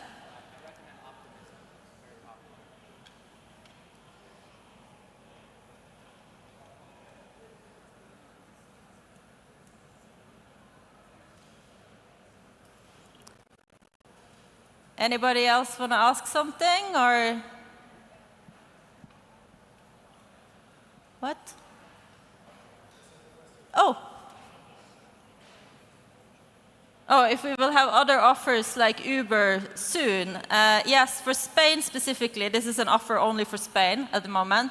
And for Spain, since it's a very important market for us at the moment, we will be doing this different offers every day for the coming month for our Spanish customers.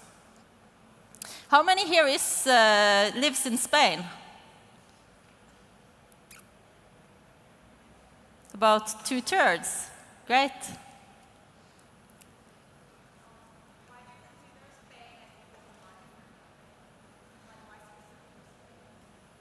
We think it's in Europe, our biggest markets is UK, Germany, and France, but we see that Spain is growing, so that makes it very interesting to us that the people paying with their coins in Spain is increasing, and see how can we interact with these people who'd like to pay with their crypto coins, and also how can we build better services to enable people to do that.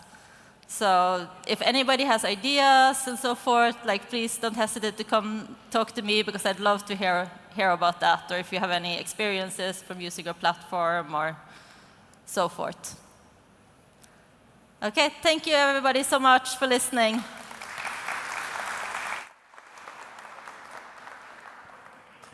Nice. Stina Leland, everybody. Cool. All right. What's up? We've got about 7 minutes until the next speaker. So I'm going to chat with you guys a little bit while we're waiting for the tech people to kind of switch everything around. So the next speaker is going to come on at 4:10 is the plan. So if you do need to head to something else, feel free. We'll wait. Some people will hopefully file in as well. You're looking very, very relaxed. I wasn't sure what the dress code was going to be for this. I was like, the first day I'll wear pants, and then maybe tomorrow I'll dress a little bit more like you. Seems super chilled, man. Whereabouts are you from?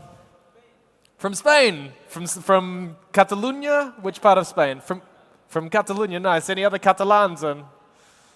Yeah, a few Catalans. That's nice. Awesome. Thank you for letting me live in your country. I really appreciate it.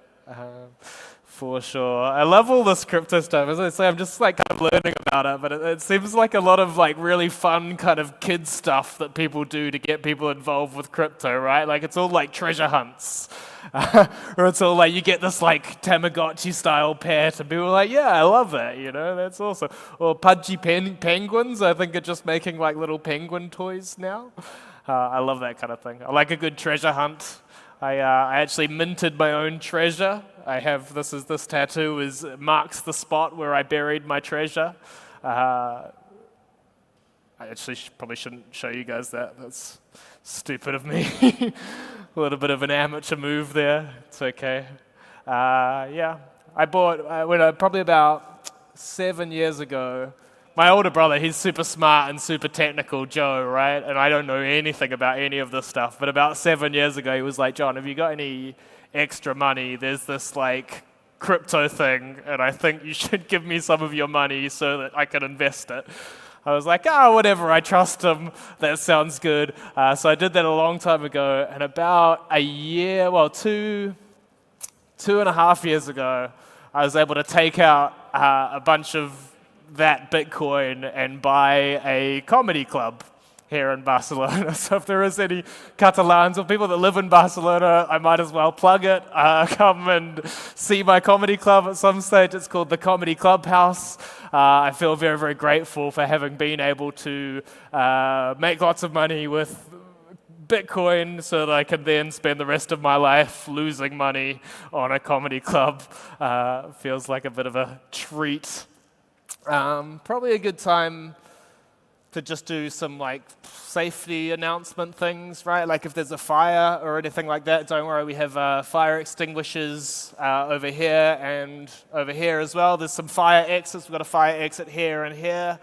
If there is any kind of like a hostage situation, we're prepared for everything, right? If there's a hostage situation, don't worry, Bruce Willis is going to come climbing down the air vents here and he's going to save everybody. So like I kind of hope that happens, to be honest. And if like a Terminator gets sent from the future back to the past, we have this kind of pulley hoist system so that we can drop them into a pool of lava.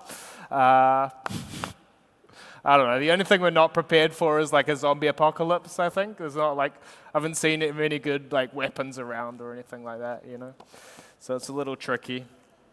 Yeah. Oh yeah, we have Krav Maga sessions. So this is Yoav, right? This is Yoav, everybody. He's doing Krav Maga sessions. Maybe we could do a quick demonstration. Yoav will teach you how to survive a wrench attack if you're interested in learning about that. Nice. How are we doing on the tech side of things? We're good? Paula, can I bring up the next speaker? Awesome, guys. This next speaker comes all the way from Brazil. She's going to do a talk on token engineering, stakeholder analysis. She's going to talk about the early findings of that. So there's not all the findings, just the early findings, I'm afraid. Ladies and gentlemen, please welcome your next speaker, Livia Deschamaya. Thank you. Is this the slide? Okay, great.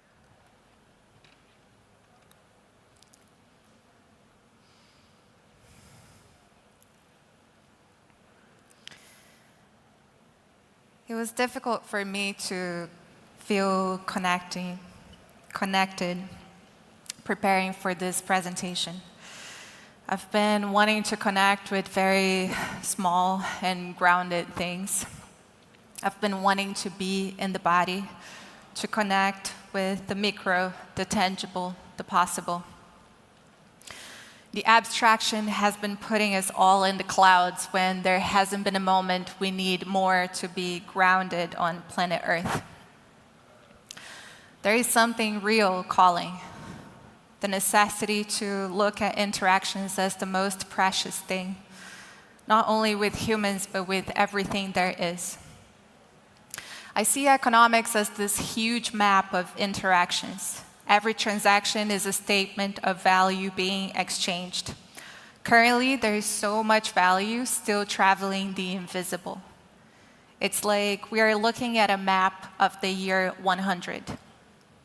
We're still interacting mainly with extractive value systems from colonial cultures, but there is an unmapped reality that will allow us to see so much further.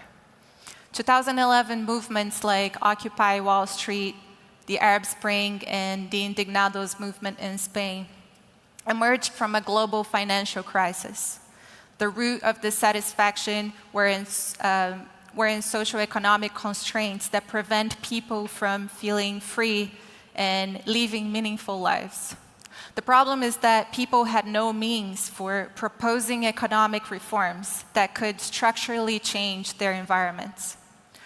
On Monday, we went on a walk organized by the Trusted Seed with a co-op movement leader in the neighborhood of Sants here in Barcelona. I was surprised to hear such successful stories of collective social achievement. And yet, he said, it's exhausting to fight the big capital.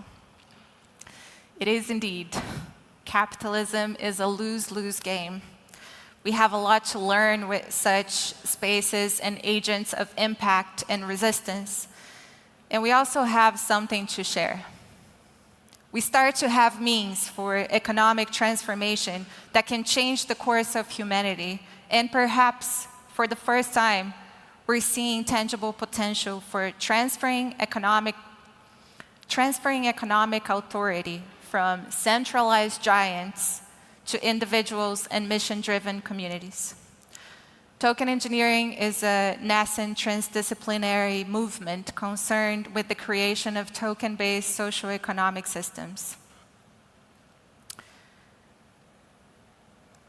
And I'm here today to present this stakeholder study that was born out of the need to understand better what token engineering entails and what are the challenges and needs faced by practitioners in order to advance the field so real impact can come from cryptocurrencies in safe and ethical ways. The study is funded by the Token Engineering Commons, and it was a collective effort since its inception to this moment where I'll share some of our early findings. The primary research question guiding the study was, what is token engineering? We recruited participants who identified themselves, who our team identified, and who were recommended by other participants as token engineers or working on the field of token engineering. And overall, we interviewed 41 individuals based all over the world. This is a map. I don't know if you can see well because it's light colored, but that is the map of where our participants are coming from, so quite spread, with various backgrounds and all contributing to the space. So the design of the study was rooted in a constructive, grounded theory approach, which focuses on exploring new and emergent phenomena. We asked questions about participants' career journeys, how they see the field, the definition of token engineering for them, and asked specific questions about ethics, diversity, finances, and AI. So the social researchers, myself included, 3 of us analyzed the data set using a constant comparative method. So while we continue to make sense of the data we found, we also want to share a few of the key findings emerging from this work. Big E engineering.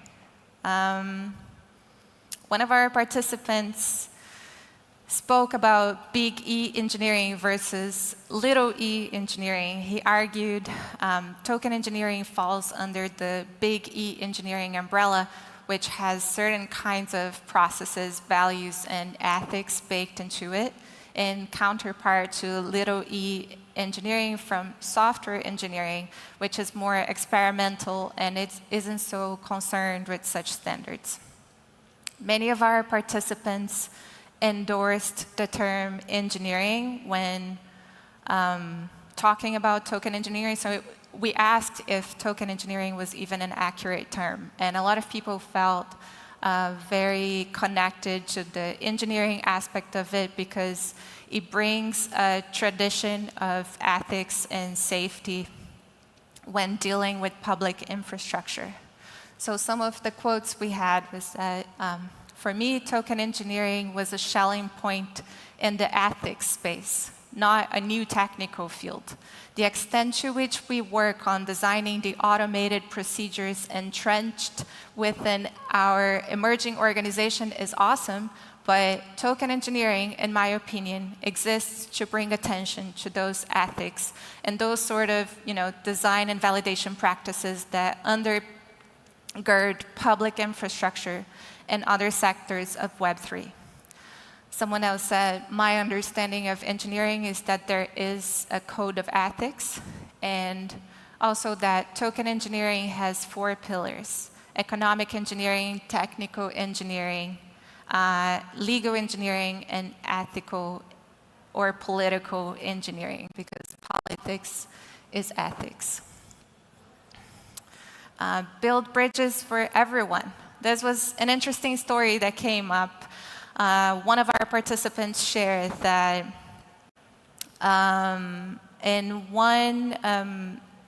inquired about diversity and inclusivity, that there was a bridge that was built in New York City in the 60s, and engineers were lobbied to make this bridge lower so buses couldn't cross the bridge, because it was a rich area, a rich beach, that they didn't want lower class accessing that space. So they created an engineering impediment to an actual bridge.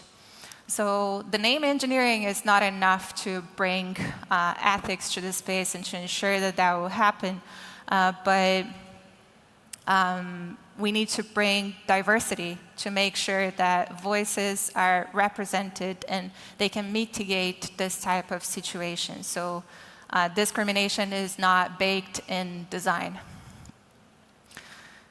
So a segue to that is one of our participants from Nigeria shared how he thinks most crypto systems are still being crafted for Europe and North America instead of looking at the top 20 countries that use crypto the most.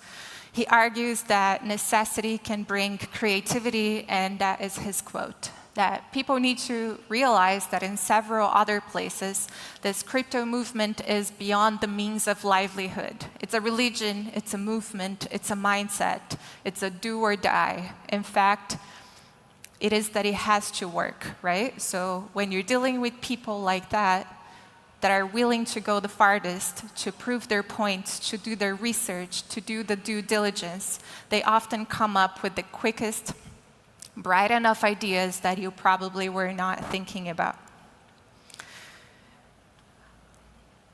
Jumping from that into legality and regulation, that was probably the #1 need, challenge, concern mentioned in the interviews.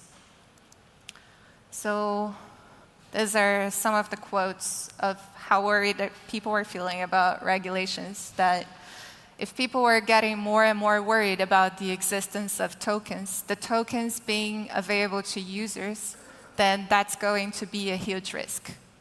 What keeps me up at night right now, which is a very significant thing, is the whole anti-token sentiment by the regulators. I think that is somewhat unspoken or underappreciated, the impact of the regulation on the decay of the industry.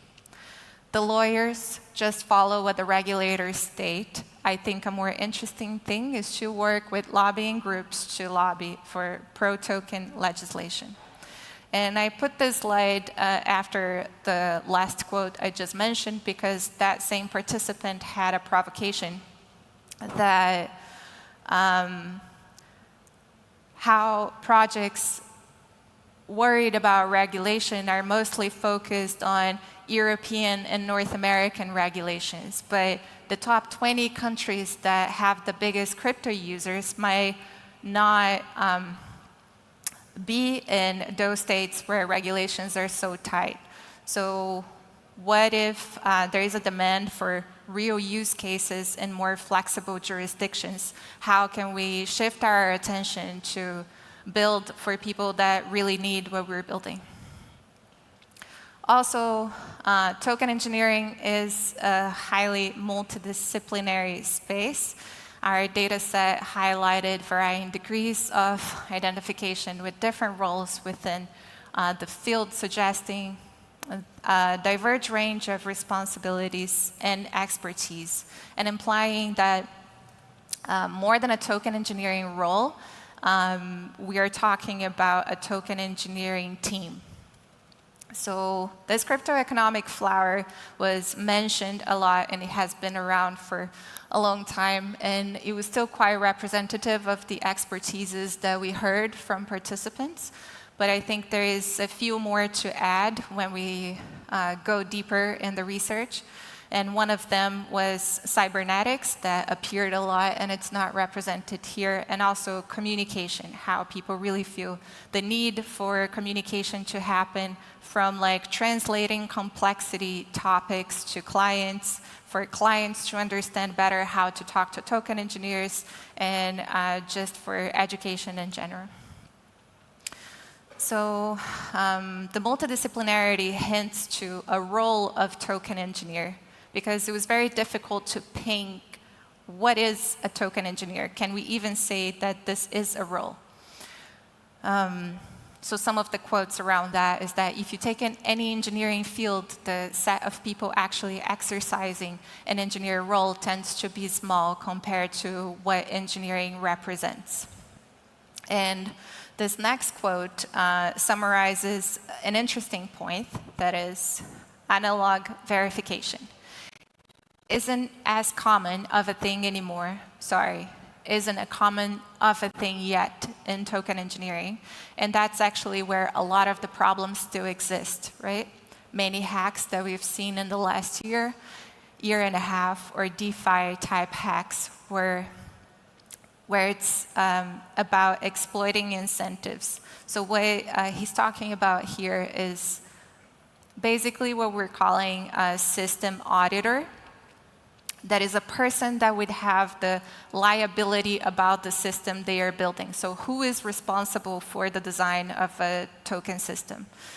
Is this person an engineer? In traditional engineering roles, the engineer is the person who is liable for the process they are creating.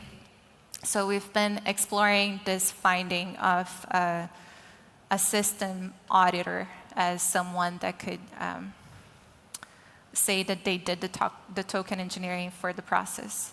And one last finding I want to highlight is education. So how difficult it is to build educational materials in such a fast-moving space that is multidisciplinary, that has so many areas of knowledge and expertise that are constantly changing because everything is changing so fast. With that comes a need for standardization, for provenance. There's so many things that could contribute to education being more profound in token engineering. And I want to give a highlight to Token Engineering Academy. That is, here's their logo. They created the first bachelor level course of token engineering that is available for free. And it's still not enough, but it's so much work, and it's such a Herculean work. And I want to give a shout out to Angela, who has been providing a lot of this education for years for token engineers. So if you want to study token engineering, please go to Token Engineering Academy and start your bachelor level course, and also feel inspired to start looking at other resources for token engineering education. Education of the space, education of the people, education primarily, to look beyond token as a financial tool. We need to have educational ground if we want to go beyond DeFi and if we want to build the societies that we dream of. It's a fast-moving field that is definitely on the frontier of human knowledge, and this highlights how it changes so much and how challenging that is. And having a library of knowledge. What's the best resources for token engineering? Is there a library of models like standard models? Is there a library of documentation about what a math spec is and how to build one or how to write one for a mechanism that you're designing?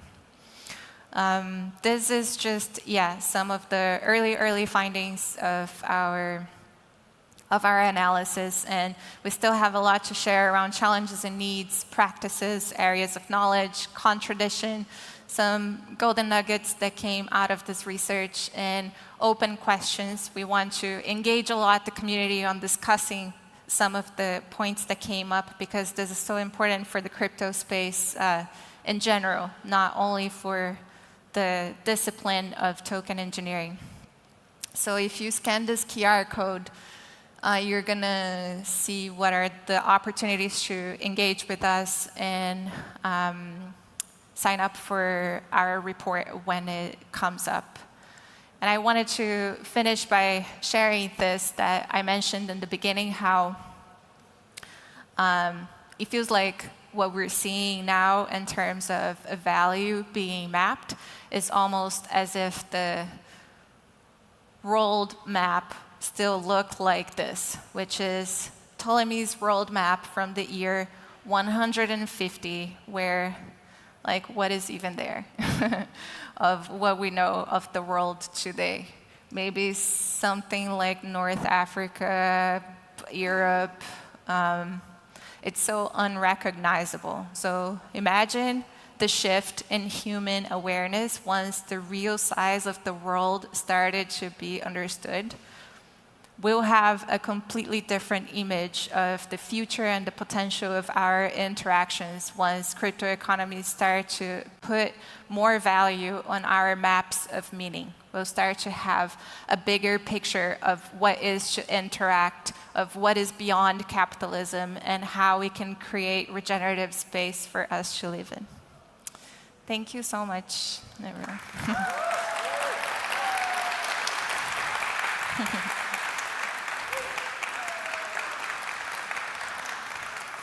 I still have a minute and a half, maybe a question, if anybody has questions.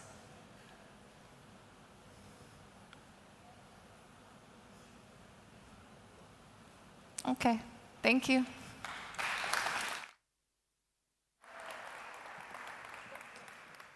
Livia de Shabaya, everybody. Nice. It's me again. I have about 5 minutes before I bring up the next comedian, so basically I'm just going to talk with you guys more.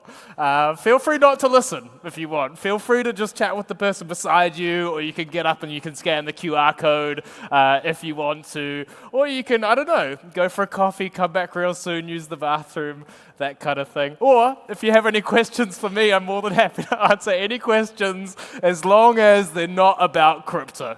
Okay, that's my only request. Question over here? Where am I from? Excellent question. I'm from New Zealand. If you're wondering about my accent, I'm from New Zealand. Some people think I'm from Australia. Actually, I'll tell you a very quick, easy way to tell the difference between a New Zealand accent and an Australian person based on how we speak.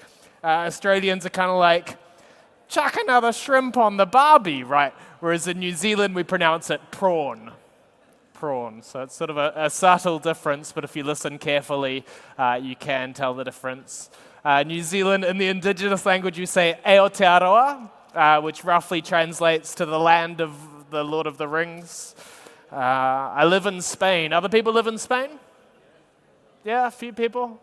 I love living here. I've been in Barcelona for probably like 7 years. But people are always real confused as to why I would move from New Zealand to Spain, because New Zealand's known as being like this beautiful place, right? So there was like, what's going on? Why would you move from New Zealand to Spain? Do you have family here? And I always have to explain to people, no, I moved to Barcelona because I have family in New Zealand. I don't know. I have a very weird family. My dad, he was like the minister of a local church So very traditional, very, very conservative, right? Actually, when I was about 18, my brother, he came out of the closet as gay. And my dad, he tried to pray the gay away.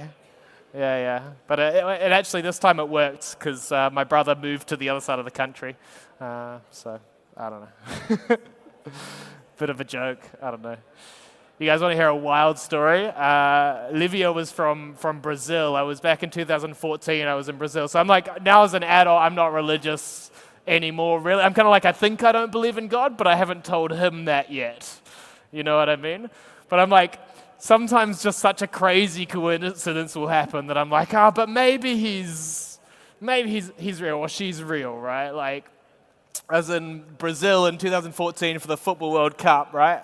I didn't get any tickets for any games. I was like super disappointed. It was my final day before I was going to go home. I was sort of like sitting in my hostel, didn't think I was going to see anyone. And then that very night, someone was like, hey, I've got this extra ticket for Belgium versus Russia. Does anybody want it? I was like, fuck yes, I want that ticket. Please, thank you so much. I grabbed the ticket off the person. There's a Belgian guy that was going to the game. So I decided in that moment that I'd always been a big fan of Belgian football. Right, so I decided to go to this football game with this Belgian guy. I get my face painted as Belgium and everything, and me and this guy, we go to the football game together.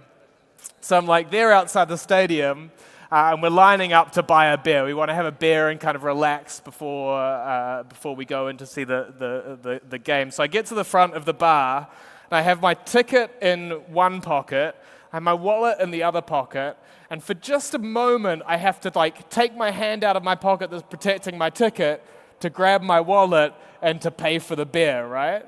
But in that moment, in that like 10 seconds that I'm doing that, somebody behind me comes along and plucks the ticket right out of my pocket, right? Which is like, oh, nightmare situation. Like, worst feeling probably I've ever had in my life, right? Like, I thought I was going to see the game. I find out I'm not going to be able to see the game. I'm devastated. I'm thinking, like, maybe I lost the ticket. Maybe it's, like, on the ground somewhere. So I'm sort of, like, looking around the bar trying to find the ticket.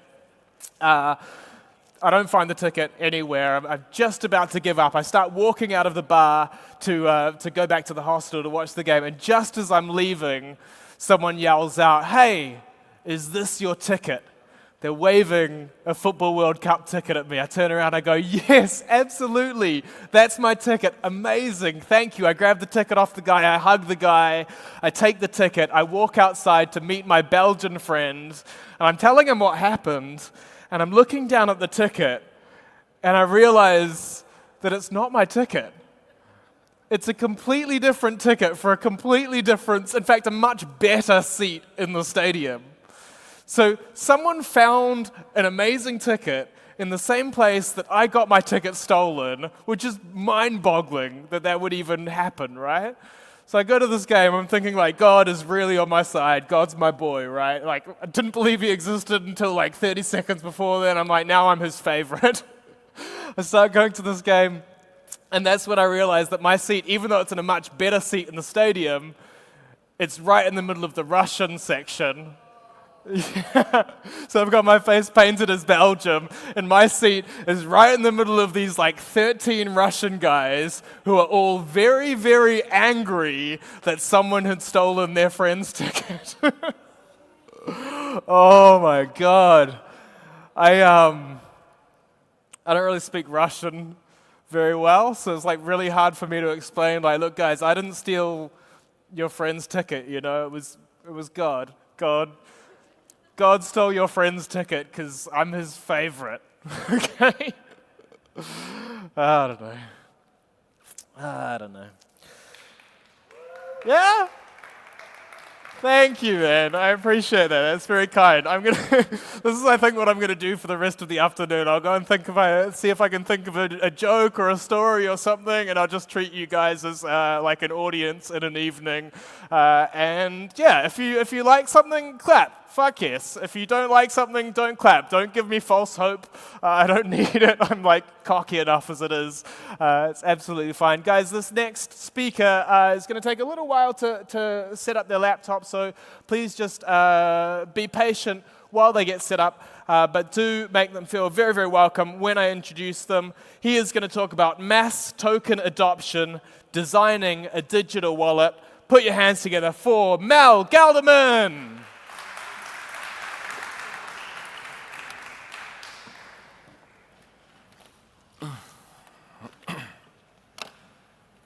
Just setting up here.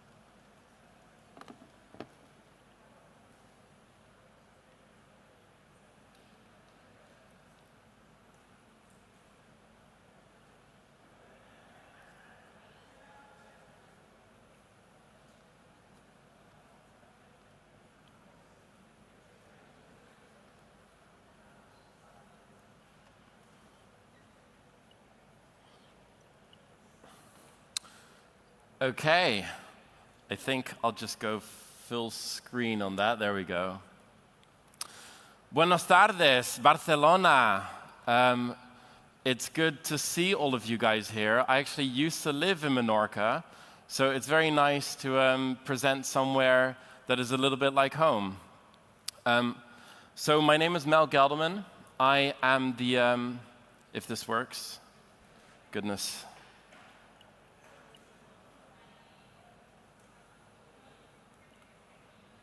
Okay, I'll just click. So my name is Mel Galderman. I am the CEO of Token.com. Previously, we built Monolith, which some of you might know. It was one of the, well, it was the first non-custodial Ethereum Visa debit card. I have it in my wallet, in my bag. I actually realized during making this presentation that this marks my 10th year in crypto. And that's quite a long time. And I guess I wanted to say to all of you here now, in the depths of a bear market, that you should, kind of applaud yourself because, like only the people that, like you guys are ultimately going to be here when things get really good, and most people give up in a bear market. So keep going. Lots of people are building amazing stuff, and including us, which I'm going to talk about today. So. One of the observations of having been in crypto so long is that crypto UX for the mainstream really hasn't changed much in a decade, right? So this still represents kind of the, like whatever version of this. I'm old school, so this is CoinMarketCap, but some people use CoinGecko or Coinbase or Binance or whatever. Basically, all the mass market interfaces that people are actually using, that your friends not in crypto are actually using, boil down to this, right? And this has basically stayed the same for a decade. And this is just totally failing our industry right now because all of us here are working on the most amazing projects, right? You could be creating the most amazing DAO with your token, and from a list like this, not a single person out there would be able to tell the difference between some garbage. Like Uniswap could be the most amazing project in the world, but here it's just treated like another line item in the database. And we genuinely think that for crypto to move out of the current bear market, we cannot move out of the current bear market until this is solved, right? So because if people were to come back today, they'd just get the same experience, and nothing would change. So basically, mass market crypto UX has failed to evolve in 10 years. This actually explains, in a way, the meme coin phenomena, right? Where we all, kind of laugh at the mainstream for buying meme coins, but the reality is that for them to understand anything beyond just a meme coin, they have to dedicate their life to it, which is what all of us are doing. You have to be all day on crypto Twitter and on Discord and whatever, right? Reading websites and white papers, and this makes actual crypto inaccessible to 99.9% of people, right? We represent an absolute minority here. And so we're going to try and change this. So before I talk about that, I just want to ask who here has seen the movie Contact with Jodie Foster? Yes, excellent. Excellent, excellent. The movie, I don't know if you know, but the movie was based on an event in 1977 in, I think it's in California, but the Big Ears telescope, well, let me not spoil this. Does anyone know what this is? Does anyone recognize this? Okay, so no space lovers. And any guess? Does anyone have a guess?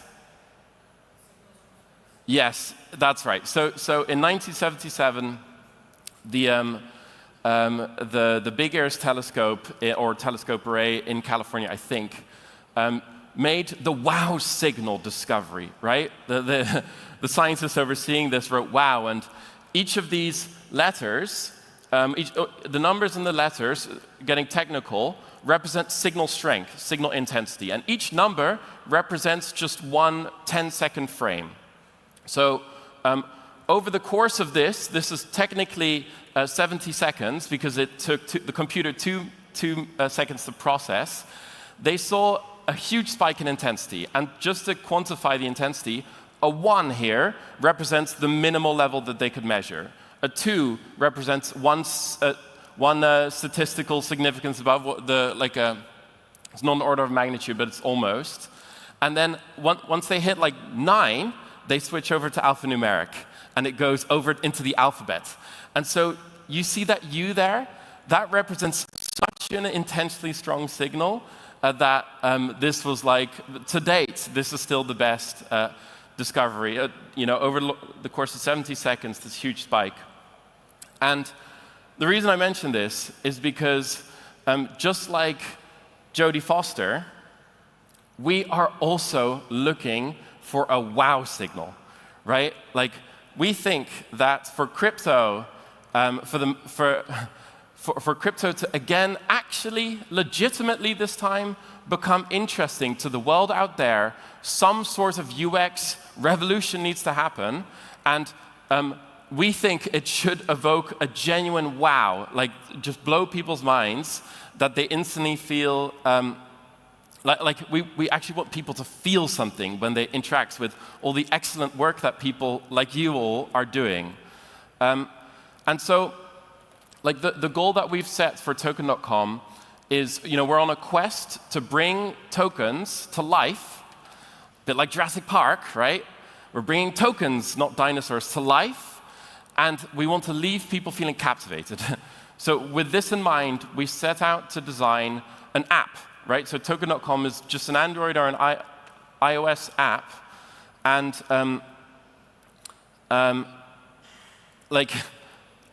going to go in a second. Like, what we're trying to do is not to sound too cocky, but we're trying to build an experience that is end game, right? That you can just instantly recognize as like, this is exactly how people want to experience crypto. But we're just getting started with this, obviously. And in doing so, we've thrown out a lot of the rule book. We've thrown the rule book out the window. So you're about to see a lot of things that are a little controversial, but we kind of love that. So with token.com, we set out to build a snackable format, a way for people to discover tokens in the most snackable way. Well, when we started building this about a year and a half ago, we had one OKR. Our first OKR was, let's build a format where people can understand a token in under a minute.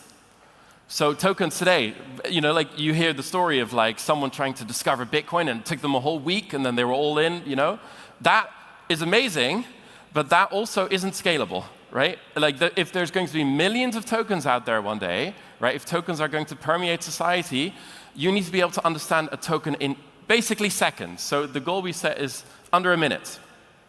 And so I'm going to talk about the five of the things that we're doing that are, that are trying to solve some of the big problems in the industry.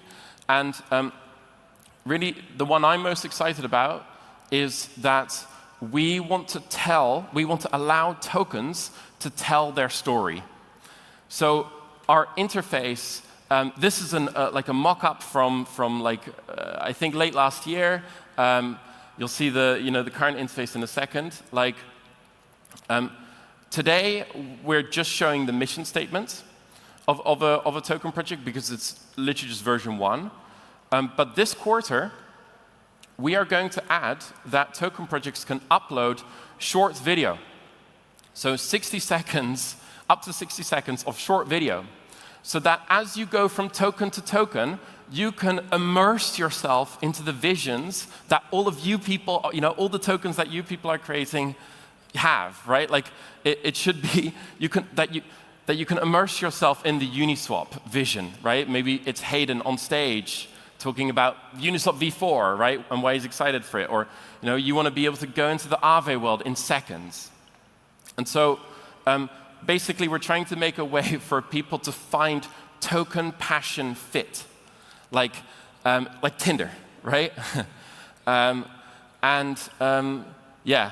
So because tokens, like the industry's just failed to communicate itself. You can't ask anyone on the street, in any detail what they know about a crypto beyond just Bitcoin or Dogecoin or whatever, and it's a failure from us.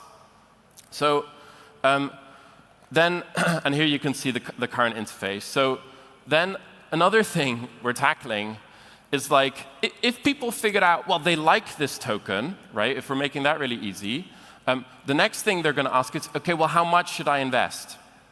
So, rather than having them fill in the numbers or whatever, right? We want to make it so simple that it's almost equivalent to a like button. So Facebook had their like button. That was like the nominal way that anyone on the internet started to interact for the first time, really. And we think that the meaningful equivalent in the age of Web3 is that when you see something you like, you don't just effing like it, you invest in it, right? And that's basically what we've done here, right? It's going to get a lot better still, but this is how it is right now in the app.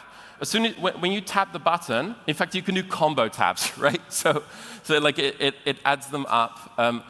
But as soon as you stop tapping, it executes that transaction. It hits 4 exchanges, 4 centralized exchanges, and and it goes to Arbitrum as well as the DEX. Then it hits all the exchanges on the DEXs. Sorry, all the DEXs on Arbitrum. So that means basically 4 exchanges and Uniswap in practice. And then it just sources the best price.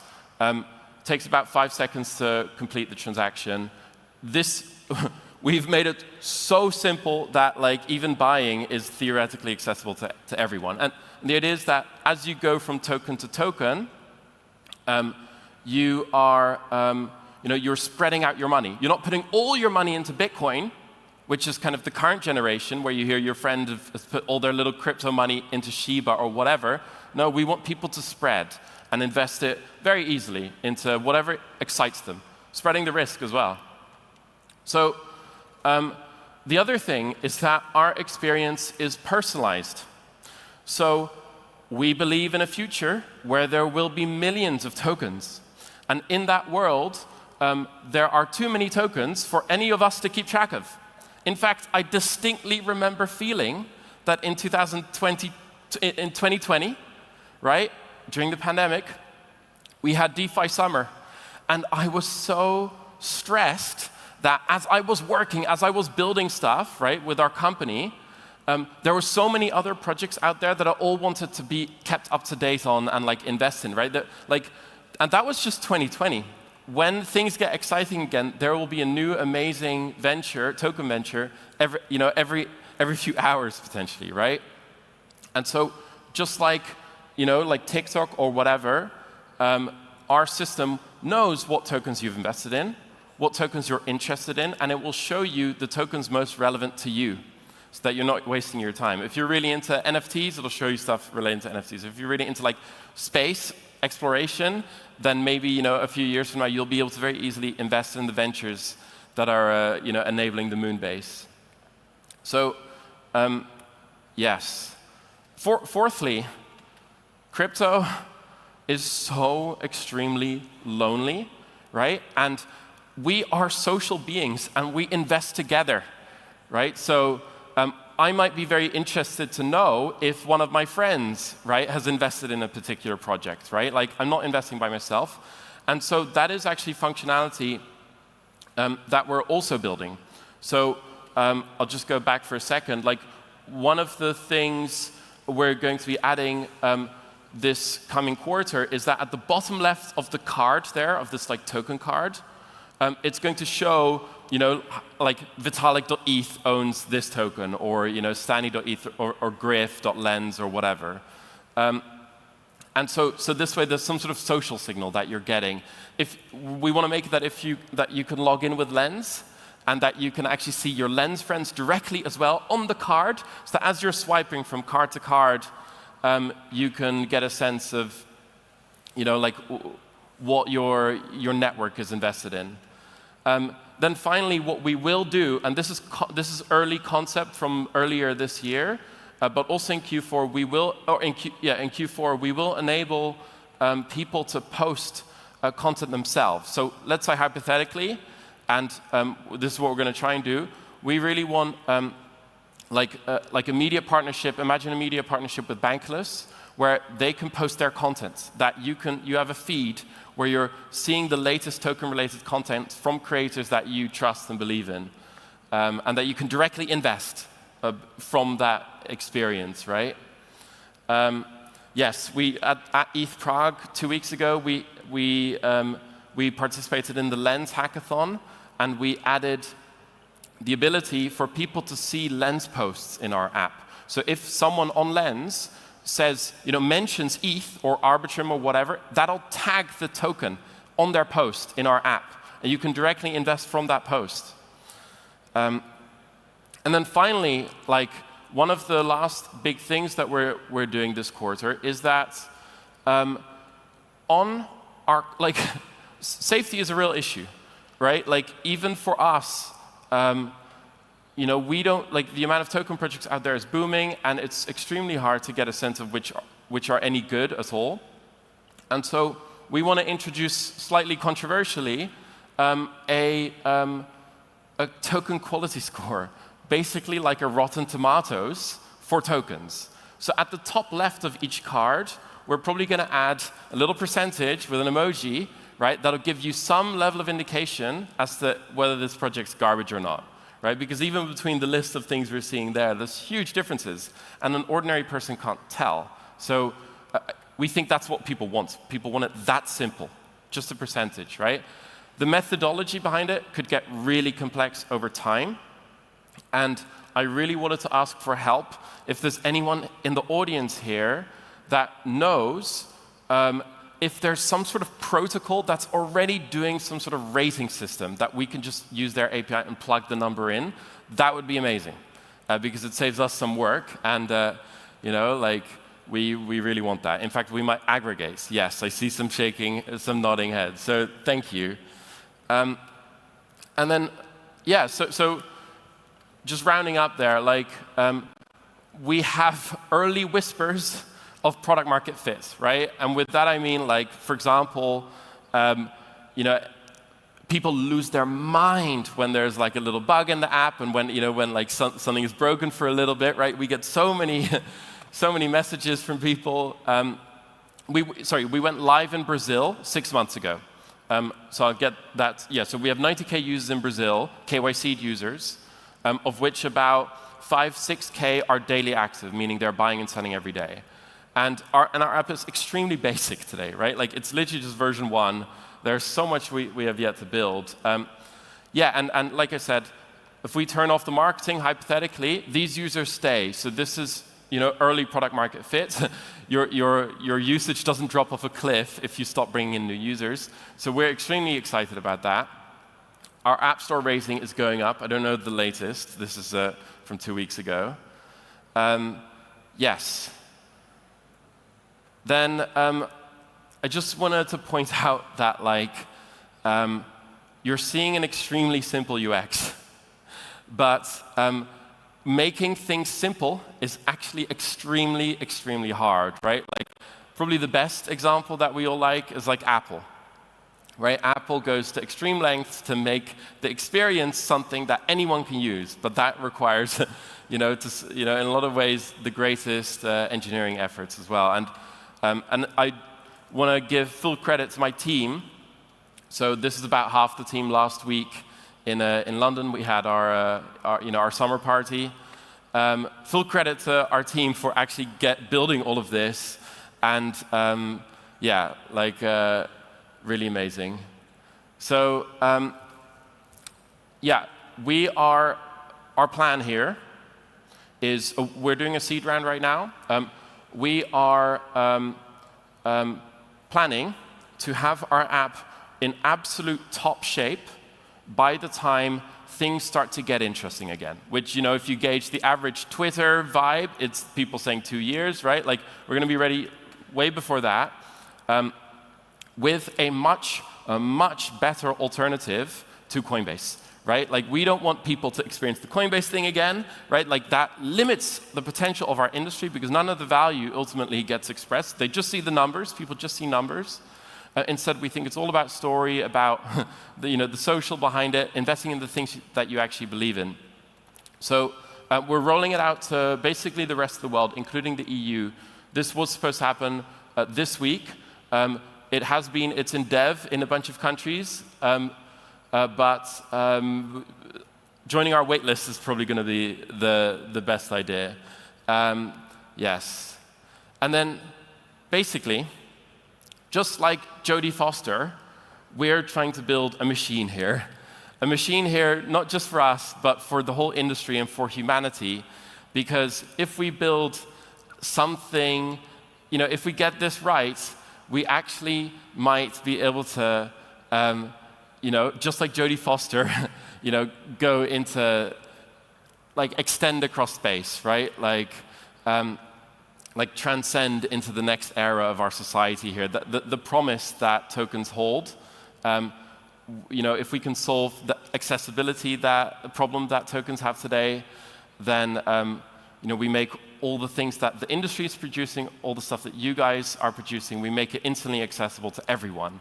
And that's really what we believe in. Yes, so thank you very much. Again, we have a website and we have a stand. Please get a demo from our team. We have a stand. You can follow me down here, Mel Galderman or token.com. And yes, do I have time for questions? I think I have a little time for questions.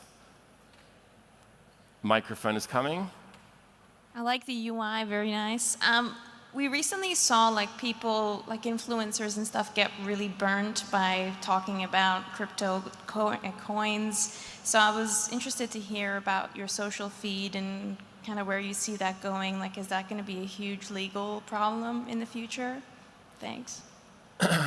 That honestly is a very tricky one. Yeah. So I guess ultimately.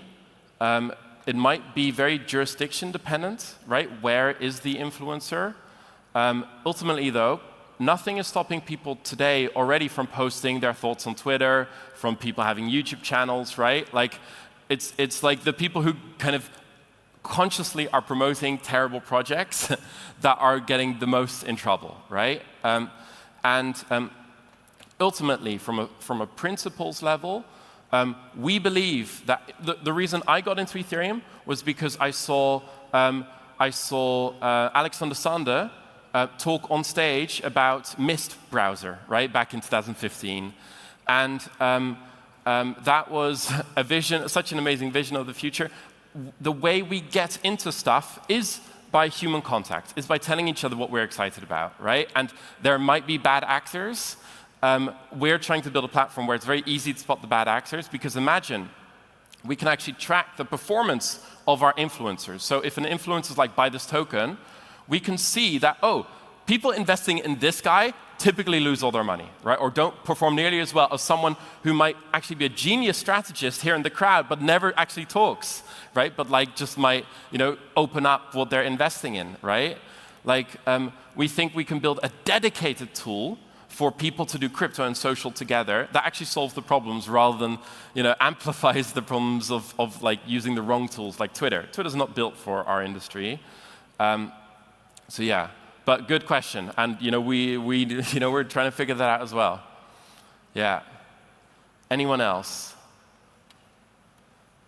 Were there any questions on the board? There were 2, I think, but yeah. No one's dragging me off stage. All good. Thank you guys very much.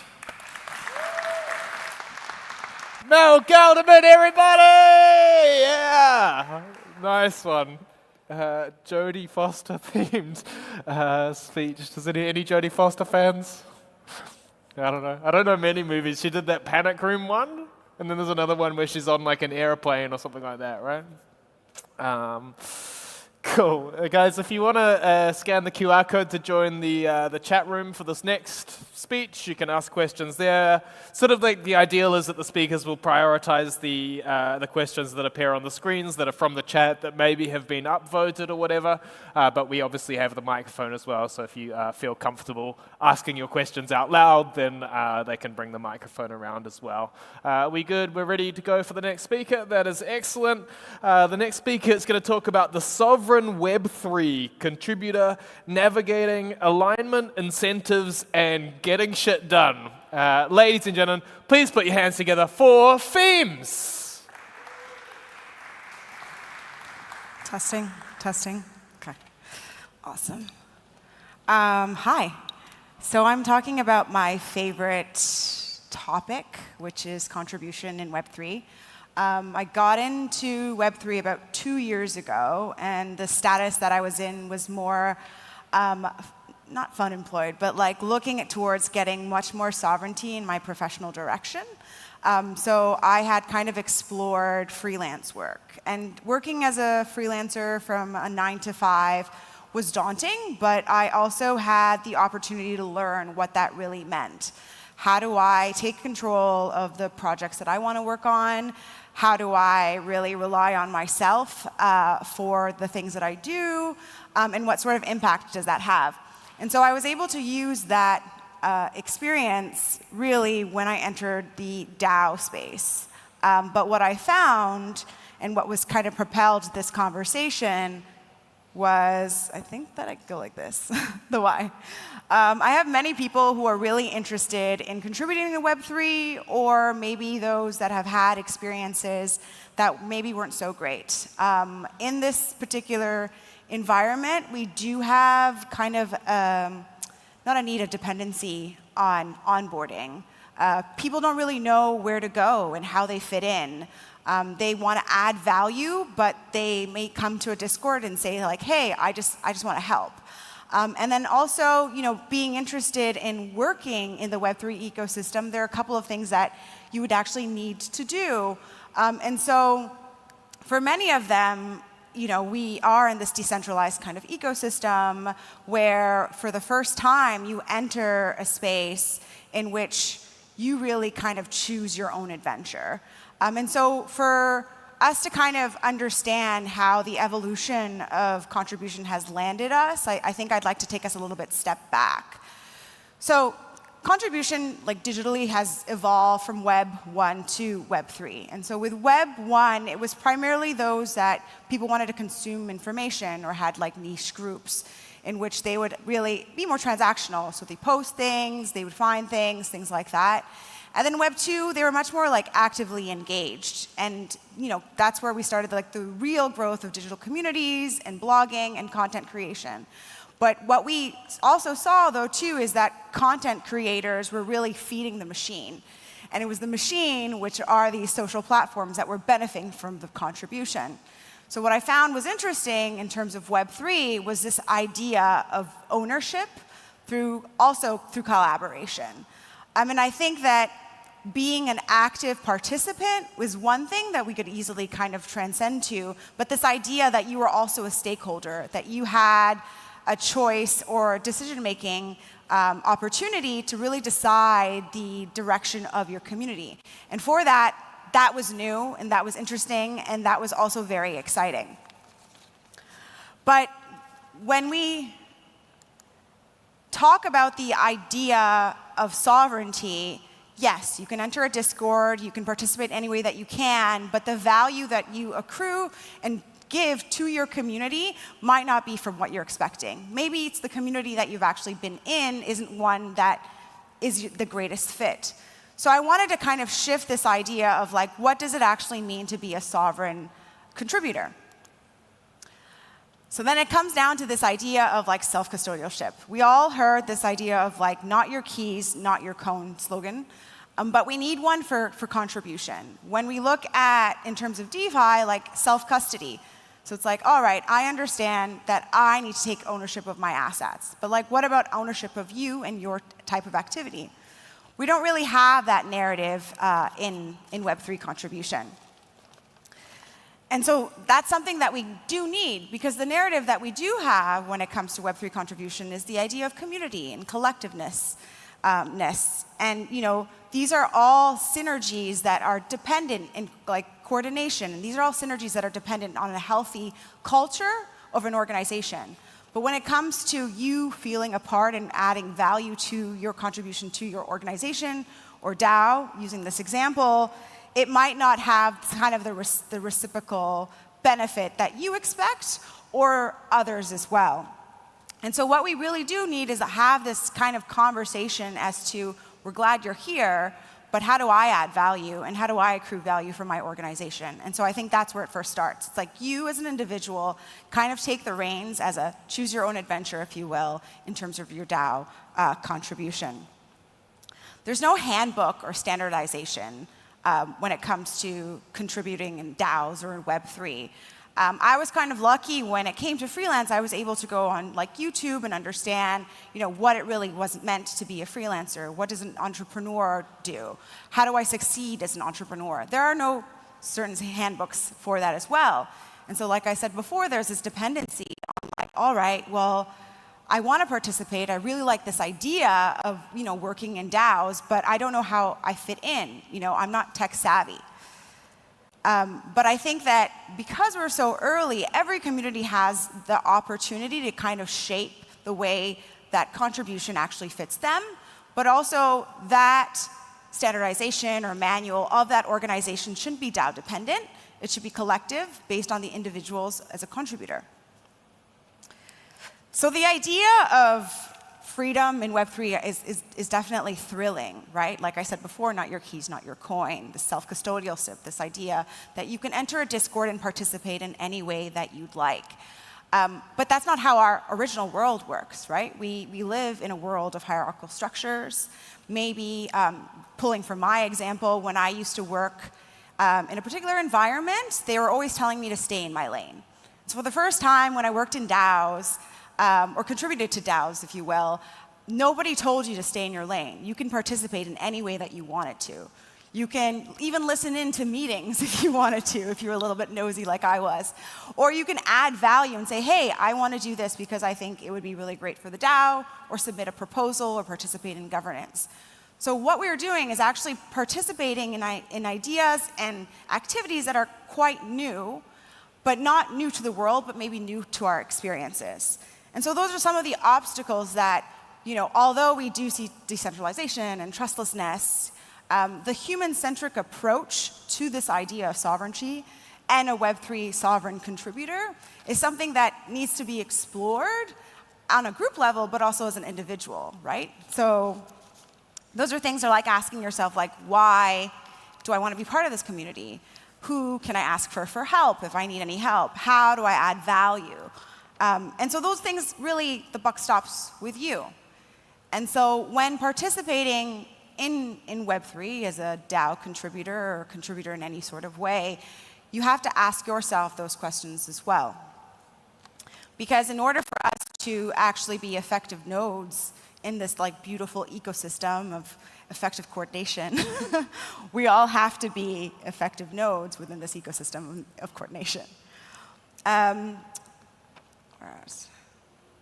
So I think a lot of the narratives are around the technology, as I mentioned before, around these ideas of decentralization and coordination.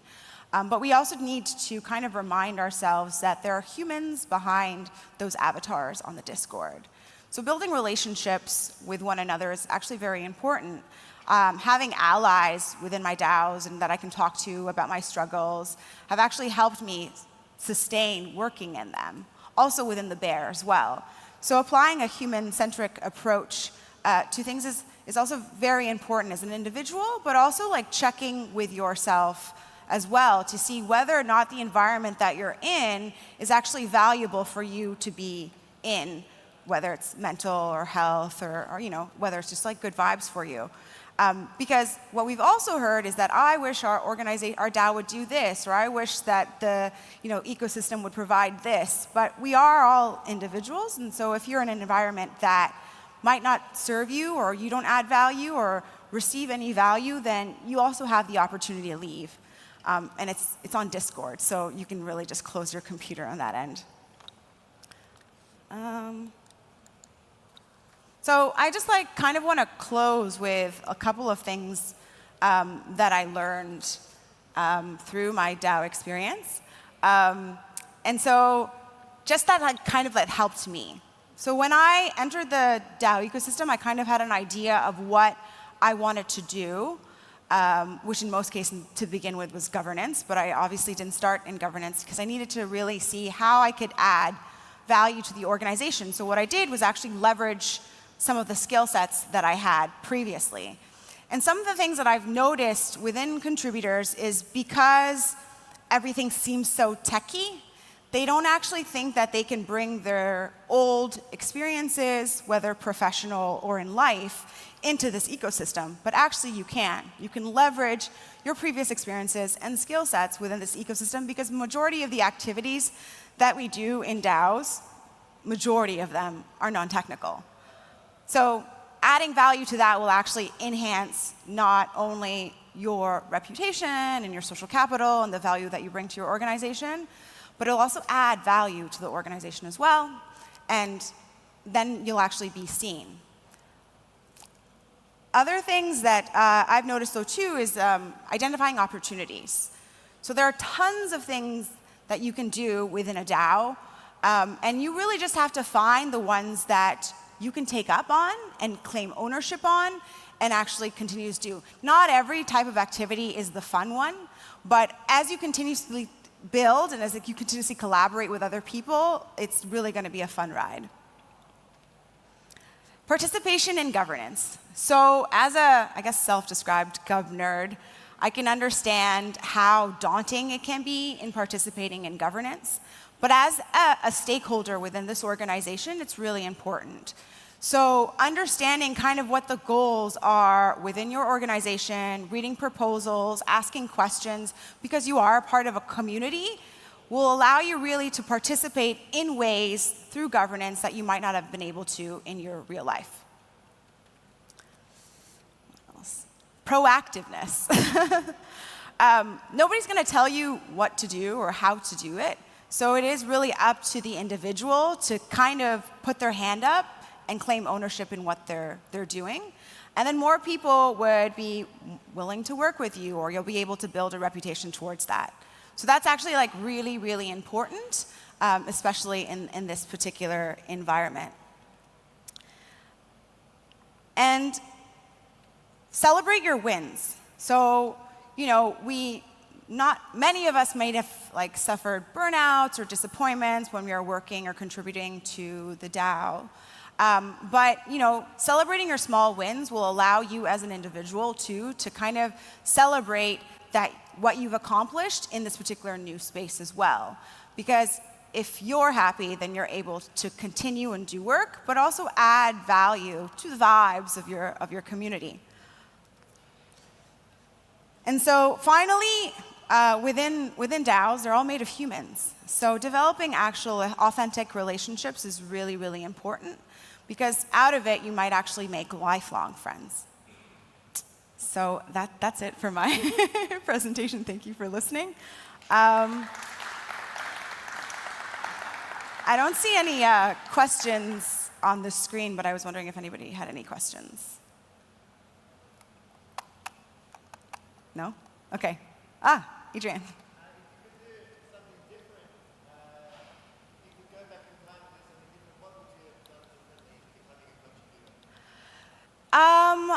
If I were to do something different, what would I do differently if I were to be a contributor?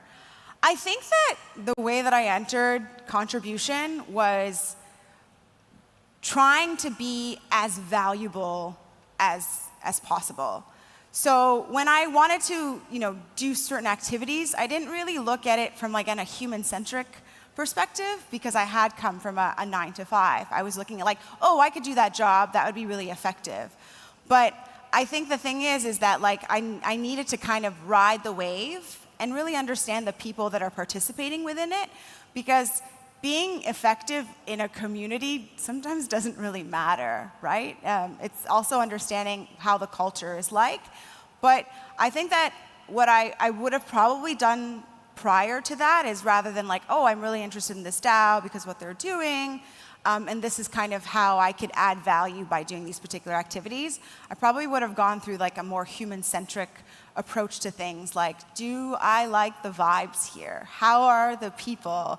What makes it fun? Because the first couple of months, I was in a lot of DAOs, and I got burnt out because I just thought that I was okay, we have to do all of this work to achieve all of these great things, but I never really asked myself whether or not I'd like to still do these things. Do I like being here? Can I leave?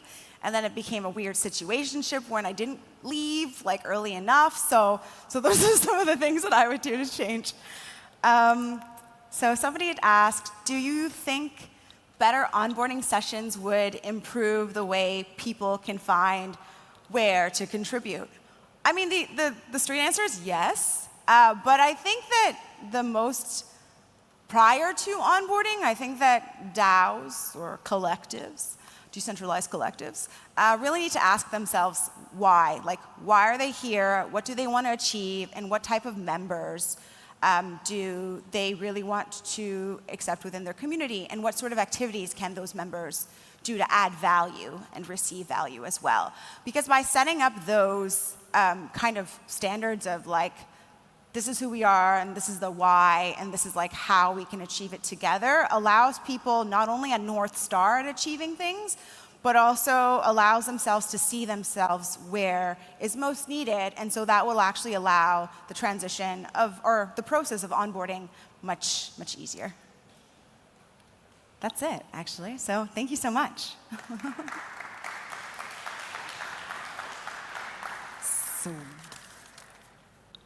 Yay, themes, everybody. Nice.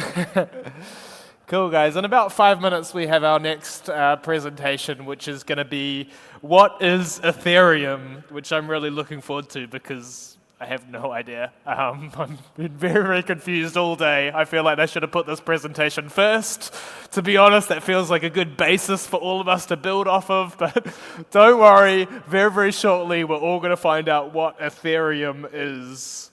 Something out in the ether, right? Something, I don't know. Well, the other way around. Ether is in the Ethereum. Something like that. Yeah, how you doing, man? You all right? Yeah, I like your T-shirt. What is it? DOP Node? Yeah, where is it from? Yeah. From here? From the conference? No. From Barcelona? Yeah. Nice. Nice, nice, nice. Are you from Barcelona? Close by. Close by. Does it annoy you when people pronounce it Barcelona? No? Kind of annoys me, to be honest. Because people from Catalonia just pronounce it Barcelona, no? Barcelona, I don't know.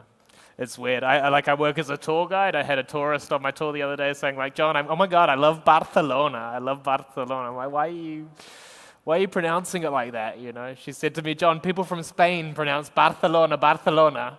So the most culturally respectful thing you can do is pronounce Barcelona, Barcelona, which is kind of nuts, right? Like, you imagine going anywhere else in the world and in an attempt to be culturally respectful, just mimicking the accent of the people that live there, right? Like you imagine if I went to Scotland and I was like, oh my God, it's lovely here in Scotland. It's beautiful, this lovely city of Edinburgh. You'd be beaten up, you know? Imagine if I went to Japan. Just imagine it. I'm not going to get fired. You kidding me? No way. Anyone into YouTube? Is anyone big YouTube watchers? I love YouTube. That's my only that's like my only platform I need. Like I have like Netflix and all of this kind of thing. Don't need it. I'm good on YouTube. I've got it for my music. I've got it for my podcast. I've got it for all of my watching. I just discovered a really sick new genre of things to watch on YouTube. If anyone's interested, this is just more of a recommendation than anything else. But it's videos where a student pilot is flying a plane. They're on like their first solo flight or something like that. They don't really know what they're doing. They're really, really confused. And then something goes wrong with the plane, right? Like the wing falls off or like the landing gear breaks or like just something crazy happens. And they're like panicking, they're freaking out. And then they have to get on the radio. They get on the radio with ATC, air traffic control, that's sort of a lingo term, and there'll be some like flight instructor that then gets on the radio and they're like, hey kid, I've been flying planes for 40 years. Everything's gonna be all right. It's pretty good. If you want to have like a good cry, do you guys cry at all? No? If you feel like it, if you ever, you know how sometimes you're like, I haven't had a good cry in a while. If you ever want like a good cry, shut yourself in your room and find some of these videos where like something goes terribly wrong with the plane. It's really good. I promise you it's really good. The first one that I watched is wild. The first one I watched, the girl gets on, she's on the radio, she's like, oh my God, the landing gear's broken, I don't know what to do. And then this flight instructor gets on the radio. He says, hey kid, I've been flying this plane for 40 years, what's your name? She says, my name's Holly. He says, my daughter's name's Holly. I taught her how to fly. We're gonna get through this together. Oh my God. I promise you, when that plane touches down, you will absolutely cry, if that's what you're after. No? Nothing. Cool. I'll talk for a few more minutes, yeah? Is this okay? You guys cool with this? I know it's not really like topical or anything like that, and absolutely feel free to just, I don't know, muck around on your phone, chat with the person next to you if you want, do some star jumps. You don't have to. It's fine. Yeah, I wrote a crypto joke. You guys can tell me if this is good or not. How do you get a Bored Ape holder's private key? Ask him for it. Yeah, pretty good. Nice. What are some other crypto sort of like stereotypes? Like the Bored Ape, so the whole thing here is like Bored Ape people are dumb. They keep losing their private keys super easily, right? I heard there's a rumor about like Milady people. I heard they were like the most incel crypto people. No? Not sure? No? That is the impression? Okay, cool. Any other, like, I don't know, crypto things that I can go away and work on? Like, what are crypto people go, like, make fun of? Ourselves, that's excellent. Sorry? By buying crypto. Yeah, it's okay. NFTs, are they still a thing? I feel like it was like last year, it was like NFTs in it, like everything was an NFT, and now it seems to have kind of like just died down a little bit. Is that the case? Yeah? I don't know. NFTs. Non-fungible tokens. I know something. Oh my God. No ideas? There we go, okay. Right, I'm correct that everyone has moved on from the world of NFTs, that they're completely irrelevant now. That's okay. I was on holiday recently. I went to Italy. I went with my family. I went with my brother's family and my parents, and we all kind of like met over in Italy.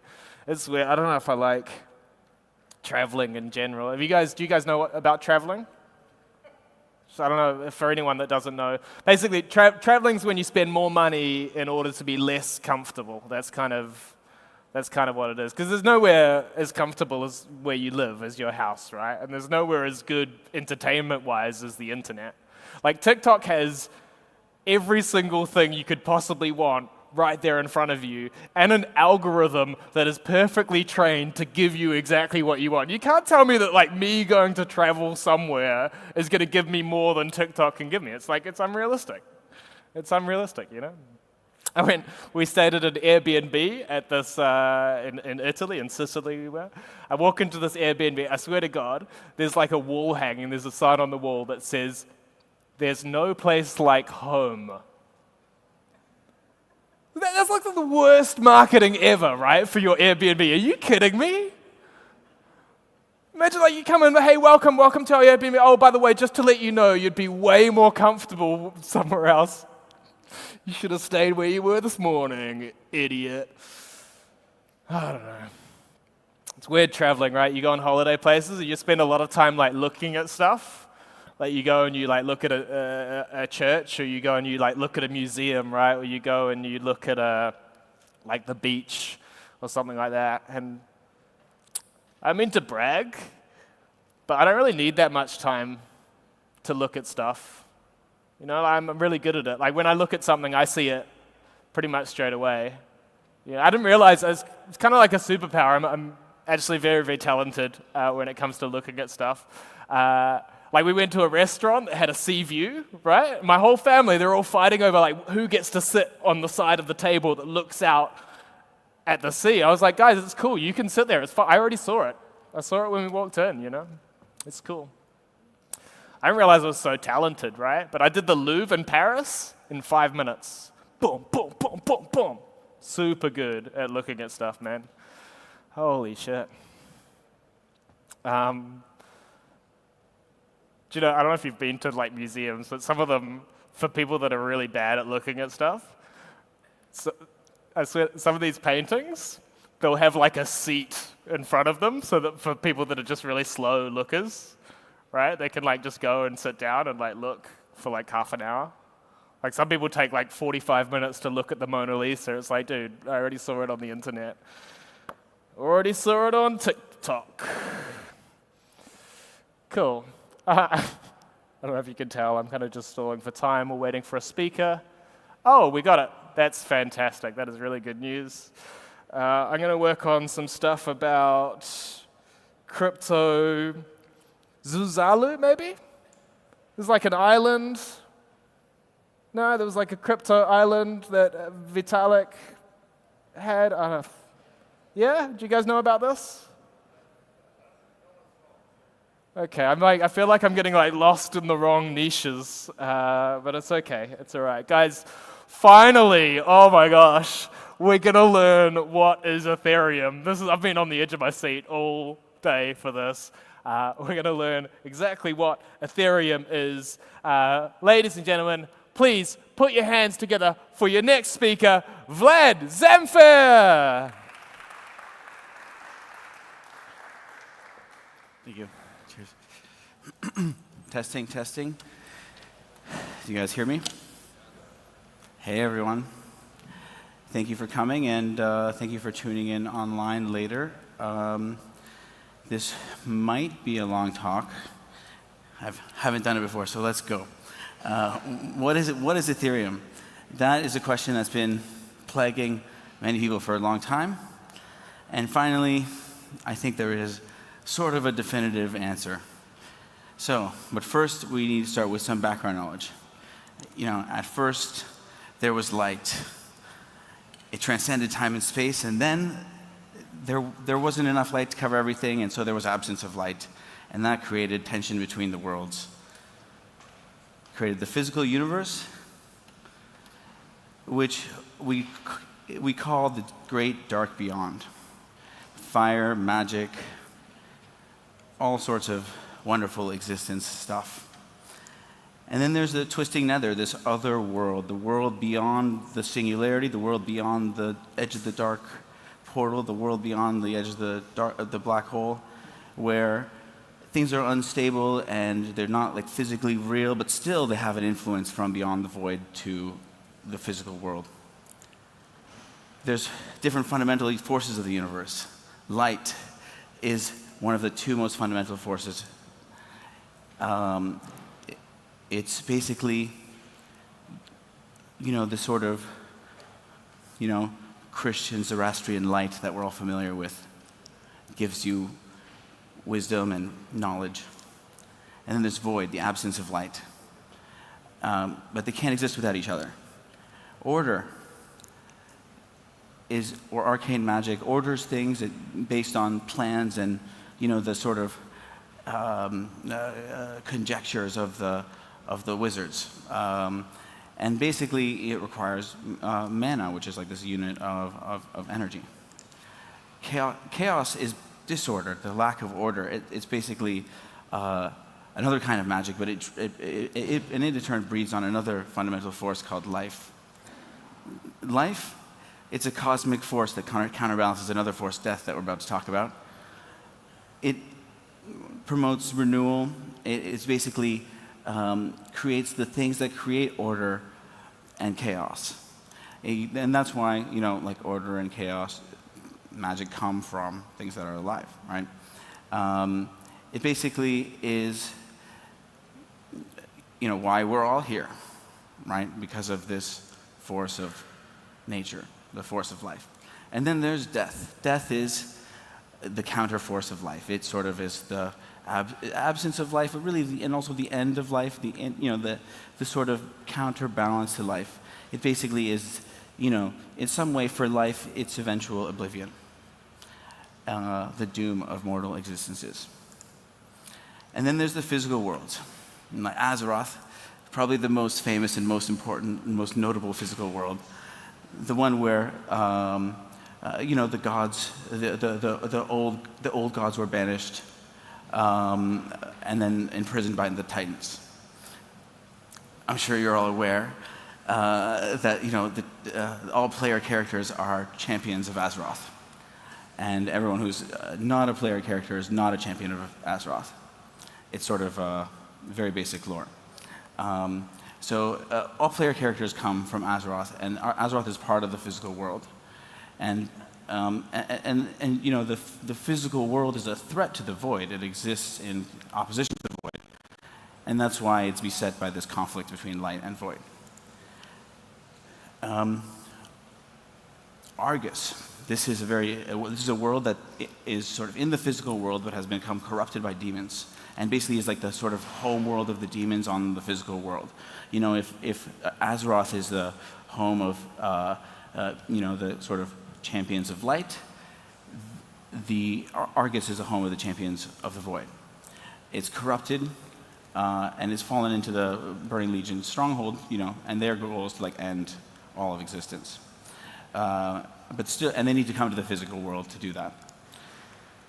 Draenor is another world. It's where all the Draenei come from.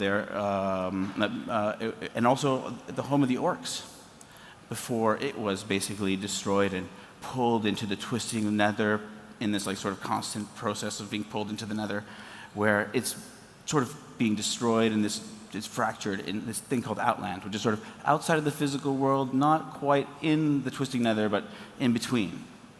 And this is sort of where orcs come from, where Draenei come from. It's sort of a very interesting world between the physical world and the twisting nether. And this is where sort of all the orcs come from, and therefore you can think of the whole horde as being sort of coming from Draenor. And that sort of explains a little bit in some way the sort of the darker vibe of the horde. Because they've been pulled towards the twisting nether by the void, basically.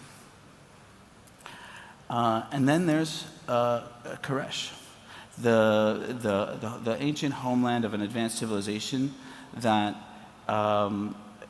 basically led eventually to the creation of Ethereum. Well, it's actually where Ethereum was born before the Ethereals even became a thing. So Ethereum was the ruling class of the people of Koresh when they still had a corporeal form.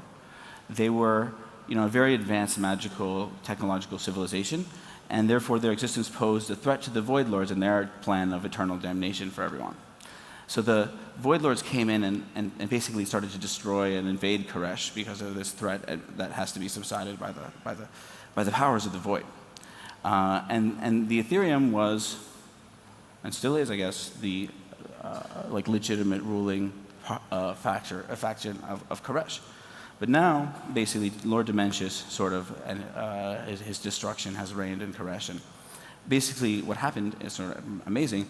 Through this advanced technology, the Ethereum reconstituted the corporeal people of Koresh into these ethereal people who can exist in pure energy, no body. They don't even have a body. They're not corporeal at all. So the Ethereum created the ethereals by getting rid of the corporeal body of the people of Koresh because of their doom, their plight, basically, where the Void Lords are going to destroy everything, and therefore, to escape their inevitable end, they reconstituted themselves into forms of pure magic. And that let them escape into the Twisting Nether, where physical reality is banned. No one with a corporeal form can really go into the Twisting Nether. But that's sort of where Dementius came from, and that's why the Ethereum had to go get them. So basically, there's a Nexus King, Salhadar, and he basically was the ruler of the Ethereum and of the people of Koresh during the invasion from Lord Dementius, the All-Devouring. And he created the ethereals. He basically created this amazing process of transforming a corporeal, him and his mages, or a corporeal Koreshi into this ethereal Koreshi that it basically is able to now go to beyond the void into the Twisting Nether, to sort of defend themselves and avenge what's happening. So, I told you, I'm telling you the story, and here it is in text and beautiful visual representation. So basically, the Koreshis were pretty much wrecked. I mean, their whole society was damned and doomed and had to leave Koresh. And so the ethereals therefore moved into Outland, hanging out basically around the Twisting Nether and into basically various different factions. But basically, the king, still is the leader of the Ethereum, basically, which basically is still focused entirely on the revenge to get justice for the destruction of their homeland. But this becomes sort of controversial with the ethereals in their new life when they, even forgot. Maybe some of them never even lived on Koresh, and so the political will maybe isn't always there for everyone, and vengeance does create some bad vibes. And so there are two other factions that were created basically after the destruction of Koresh, called Consortium and Protectorate, who basically, think Ethereum is sort of lost or a threat. The Protectorate thinking they're a threat, and the Consortium thinking that they're lost. Like wasting money when they could be being good capitalism. And basically what Ethereum is up to is they're trying to harness the void energy and basically reconstitute themselves from positive or constructive energy and magic into this void energy in order to achieve enough power to basically go into the realms of these Void Lords and to destroy the Void Lords.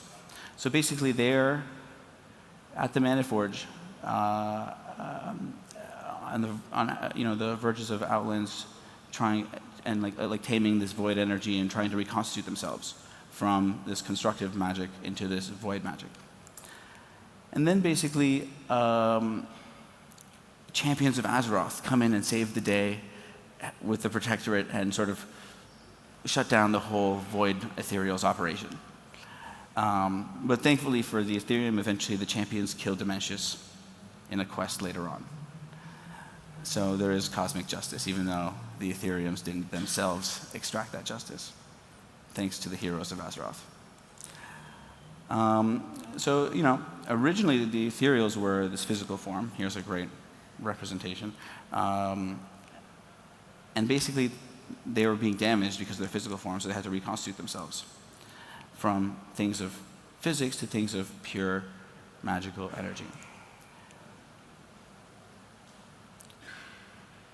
So they're travelers, astral, as fast as the speed of light, interdimensional, but they still are driven by trade, economics, political structures, basically around making money, the good old, fashion way. Basically, they're like, according to the lore, they're like goblins, focused on money, and notorious for their aims, and pursuing mysterious aims. Basically, they'd support anyone who has advanced their profits or motives. And basically, so Ethereum is one of these factions. I'm sorry to have front-run the slides and told the story, but basically, here they are, becoming void in order to kill Dementius. Sounds like it makes sense. Unfortunately, the Protectorate disagree, and they think that that's dangerous. Becoming void to fight Dementius. If you fight with monsters, you will become one, and maybe even a worse one. And the Protectorate know that, and they want to sort of keep people more or less safe from the Ethereum. And then the Consortium, basically, they don't really care. They're just trying to make it for themselves, They're trying to, look out for number one, as they say. And they're just trying to make money. And so basically, here is where we are in the history of Ethereum. Way before, for some reason I don't see it here. What's happening? It's way before even we rule Koresh, Like way before the whole global domination threatens the end of the universe and the Void Lords come in to destroy the universe. Sorry, the Earth is our Koresh. So we're like before even the ruling part. And then after the ruling, then the Void Lords come to, because no, it's not supposed to happen that people live forever, and the force of death is strong, it's going to fight this force of light and magic and stuff. And so we're really, really early in this whole story. We haven't even ruled, so we don't need to worry about the divide yet. But this is the way the lore goes. We will be divided into these three factions. And then, thanks to the heroes of Azeroth, everything is going to be fine. So, everyone always wonders, what is Ethereum? And it turns out that Ethereum is basically the ruling class of the Koreshi people who turned the corporeal people into ethereal people in order to avoid the wrath of Dementius, who now is succumbed to the quest for revenge, for Dementius has ravaged their hometown, or home world. So that is Ethereum. And Ethereum, today, on our timeline, is still very early, and we're not in a sorry state. Here towards the end, it gets a little sorry, but don't worry, everything is fine. Everything ends up being fine. But for now, we chillin', we're early. We haven't even ruled the world yet. So thank you all very much. That's the talk, 5 minutes early. Oh yeah, can I get some questions?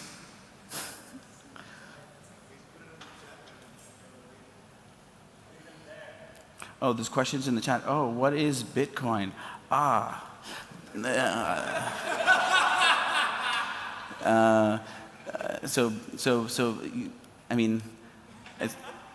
You may not be ready to hear this, but Bitcoin is the Protestant Reformation of the bank as the church. And it's actually a security in that Reformation. Not in an investment contract, it's a security in the Protestant Reformation of the bank as the church. You're not ready to hear it, no one's ready to hear it, that's what it is. I'm sorry to say. Who do you see the Void Lords be for us? Basically, they're cosmic force that comes about because the cosmos insists on ending all timelines. And so actually, it's sort of like not clear yet in the physics if that's what happens in our cosmos. And so it's basically like, you can think of it as like a, like some kind of cosmic force that disagrees with our trajectory in the cosmic physics of things, and therefore like pushes us through the void, which is sort of the absence of being, or like you can think of it as almost an anti-physics that makes sure that physics goes a certain way.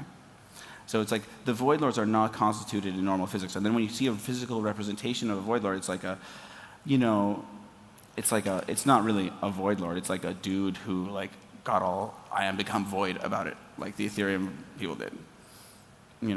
Which is like, I mean, it's all just part of life, but like, they're still physical beings or whatever. You can't be physical and void at the same time. It's a contradiction. You could be a void being that likes to levitate clothes around them, around where they like to pretend they are in space. That's sort of how void ethereals rock it. They just they choose a place in space and they float clothes around, just to relate. Sorry. Will Ethereum always will? Well, no. I mean, I think Dementius sort of wrecks them. So I mean, at least until Dementius wrecks them, I think the story is yes. Who are the rulers in the Ethereum world? Where is the power? Well, there's a Nexus King, and I assume that he has the most power. Until the Nexus King Salazar, he has the most power until Dementius takes over. So look, I don't know what you mean when you say Ethereum. You're obviously referring to World of Warcraft lore.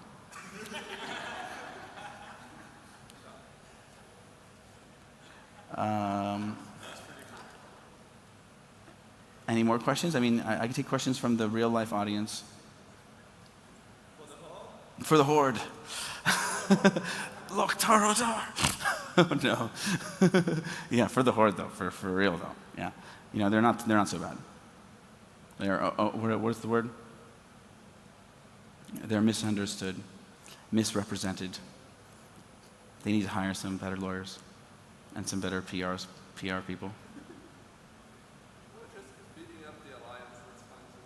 Yeah, well, you beat them up with lawyers and PR people.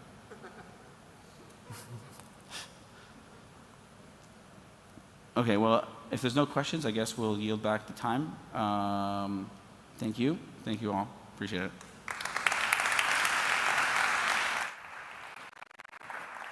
Vlad Zamfir, everybody. Nice.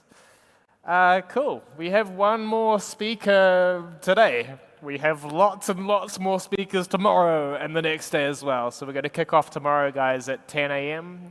So come for that if you want.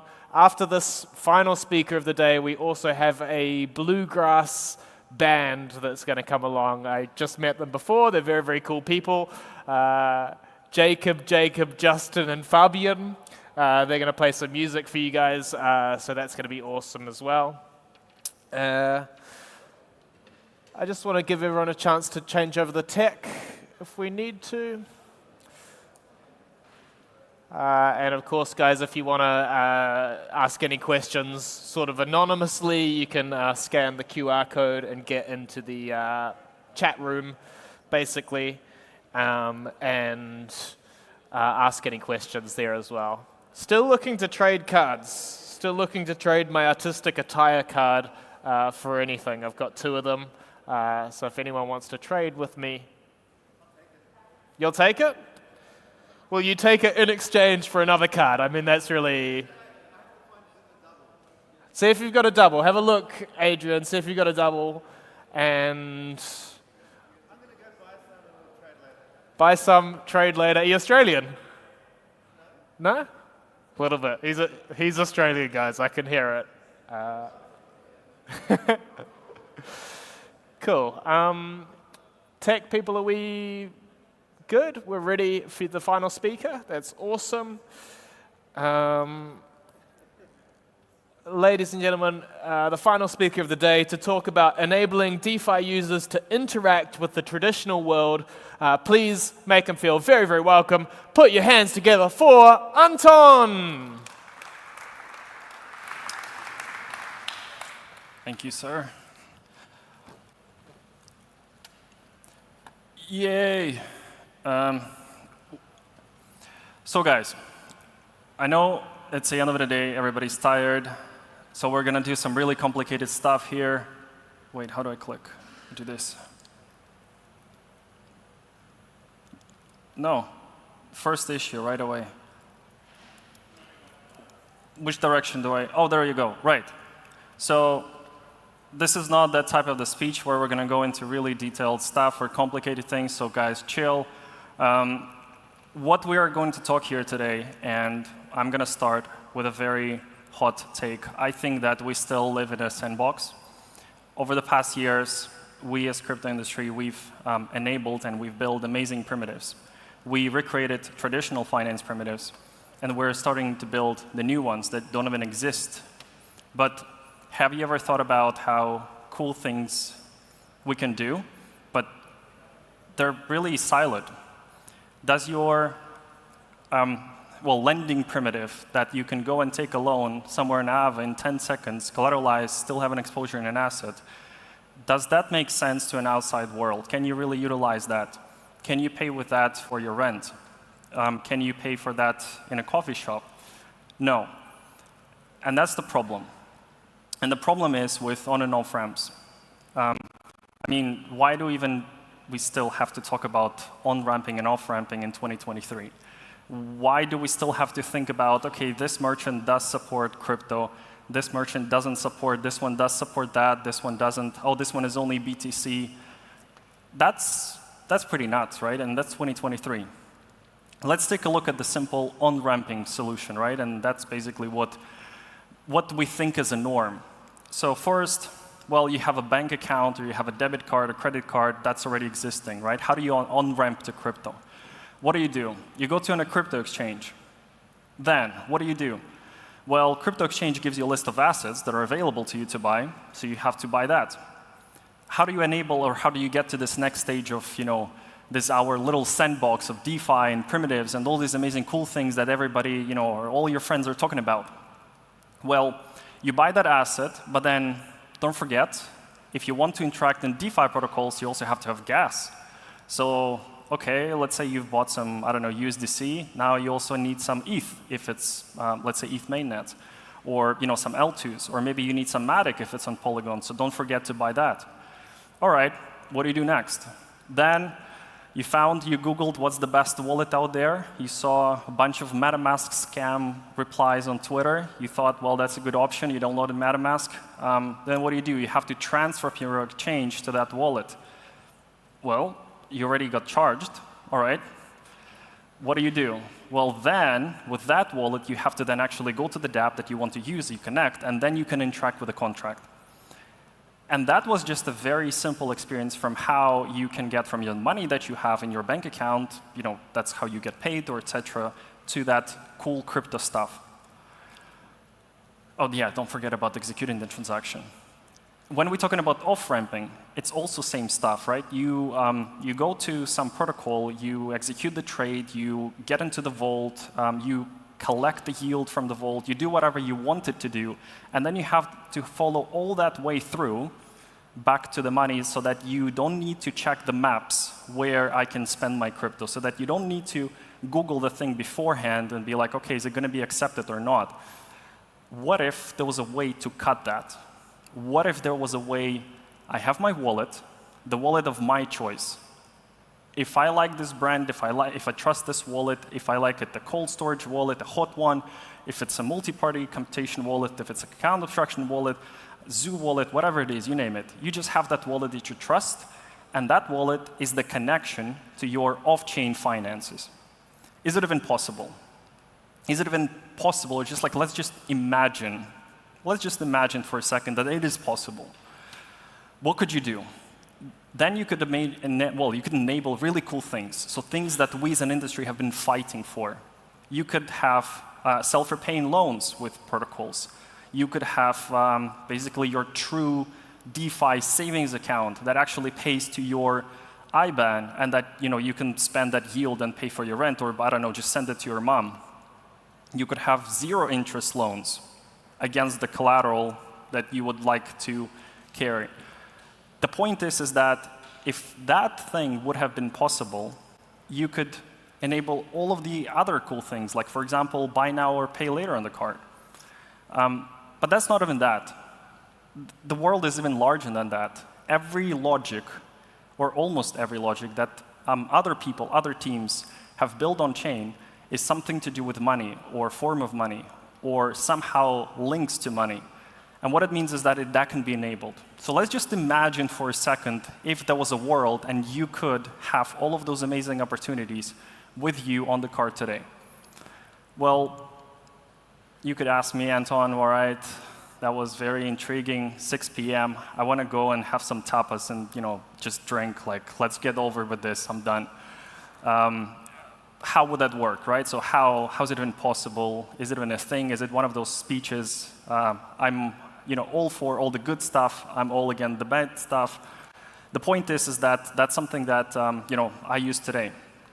That's something that we've built. That's something that already works. You can try it. And here's how it works. Very simple. We have two worlds. We have the on-chain world, and we have the off-chain world. The moment we try to bring the on-chain world and force it to the off-chain world, it resists. If you guys remember, back in the days, we were very, very excited about, hey, this merchant now supports and has this special terminal that the merchant has to buy and pay monthly fees just to accept Bitcoin or other stuff. Is it really adoption? Again, when can we get to the part where every shop that I go to, here in Europe, supports Visa, MasterCard? You don't think about it, it just works, it's there. Why do you even have to worry or care if your crypto is accepted? Why the merchant has to even worry about your crypto? They don't want to. So the moment we try to connect those two worlds and enforce our world into their world, it fails. So what if we integrate our world into their world? And here's how.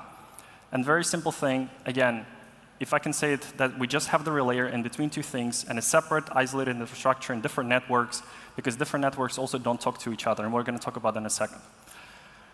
At this part, because it's 6 p.m., I would just say that's it, we're done, that's the answer, thank you very much. Let's have just, take a closer look into this thing. Basically, what we've created a basic, call it a toolkit or a toolbox, so that any other protocol can build with us or on top of us and execute their logic to make sure that their customers can have that logic and that it's built and it's enabled. So I just gave you like 4 different use cases there: lending, yield, LSDFi, but you could put any cool things. Just imagine you hold some NFT in your wallet, because whatever, but that NFT affects on what kind of cashback you're getting in the real world when you're just spending with your card. And the card just works with every merchant because it's the same debit card as it would have been with any other bank. Is it even possible? Well, that's basically all you need. We're not going to talk today about much. What is it that we do, how and what and everything. What I wanted you guys to put the seed, to start thinking and start saying that, well, look, off-ramping is bad. That needs to be changed. There's a lot projects, that's a lot more to come that are working in this direction, and we have to unite our forces and we have to work together because that's the only way to push this forward. But what I wanted to put into your head is that there is a better path. There is a better way. There's a better way to use your money. And that can be done today, not tomorrow, not sometime down the road, but today. So at that point, I wanted to give you guys something. If you scan this QR code, if you don't have our card yet, you can actually scan, you can apply for it. And if you have the NFT, so ETHBarcelona NFT in your wallet, and again, the NFT is on what? Ethereum, Optimism, where else? Polygon, right? So 3 networks. It's automatically detected, and the discount is going to be applied when you order your card. So that's the card that works today, just like any other debit card. You can pay with it in store. You can have Apple Pay, Google Pay. You can have your personal IBAN and even send SEPA. And all of that you do from your wallet. So we are not a wallet ourselves, but we enforce this open ecosystem where wallets can connect, protocols can connect. We would work with many different networks. So right now we support 6. We can go into many more. With this model, it's replicatable, and it's easy to create new logic. And that's what I want. I want to have the world where somebody on the other side of the world from the basement can create a primitive that is going to make me use my money better and more efficient. And I want to have an option to use that. So try this today. See if it changes your life. If it doesn't, tell us in the chat that we suck. But if it does change your life, let's build together. Thank you.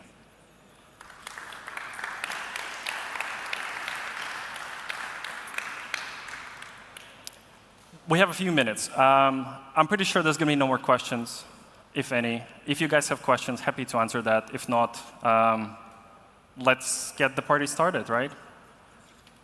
The question. Loading. Yay, no, nothing. Good. Well, is it loading or is it not? I'm just, if you guys. Oh, OK.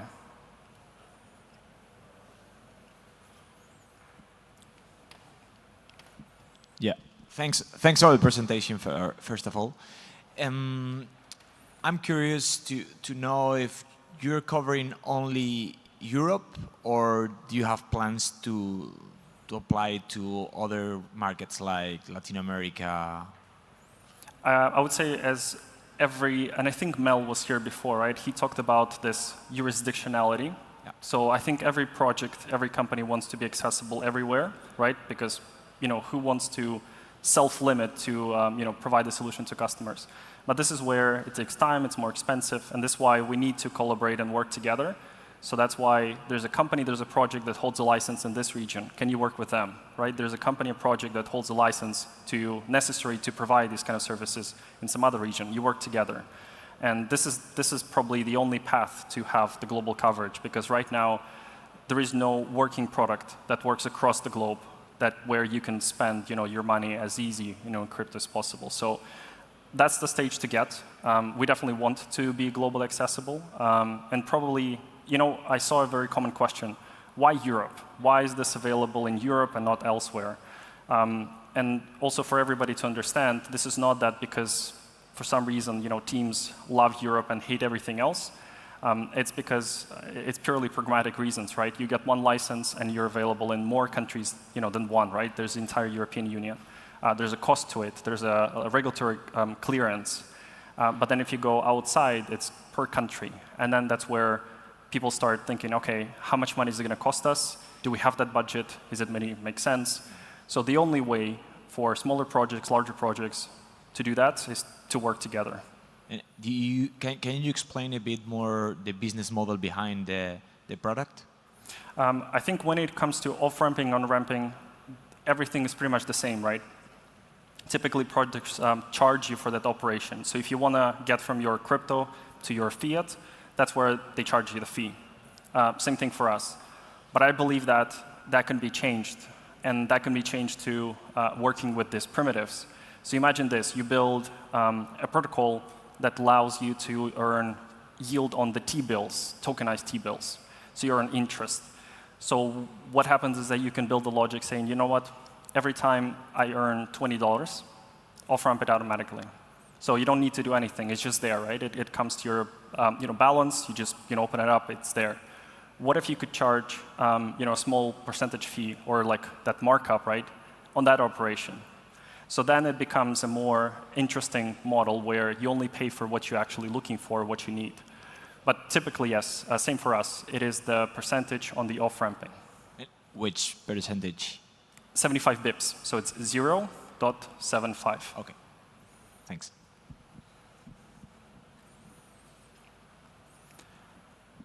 Amazing. Guys, thank you very much. It was amazing. I wish everyone a very good evening. And let's go get the party started. Or too early? Too early. OK. All right. OK. Thank you very much. Everybody. Nice. Guys, Anton was our final speaker for the day. We're obviously starting early tomorrow at Hello, 10 o'clock in the morning. I'll be back Give me a here. second, okay? I'm going to take this off. And yeah, we'll see what other things we have to cross tomorrow, I guess. Listen, this band is going to come play at 6:30, okay? They're called Justin Holmes and Friends. They're really, really cool guys. So if you want to come for that, you should. Go grab a drink if you want. And if you're back here, they're going to kick off at 6:30. Should be a great time. Guys, thanks for listening to me. I'll see you tomorrow. Cheers.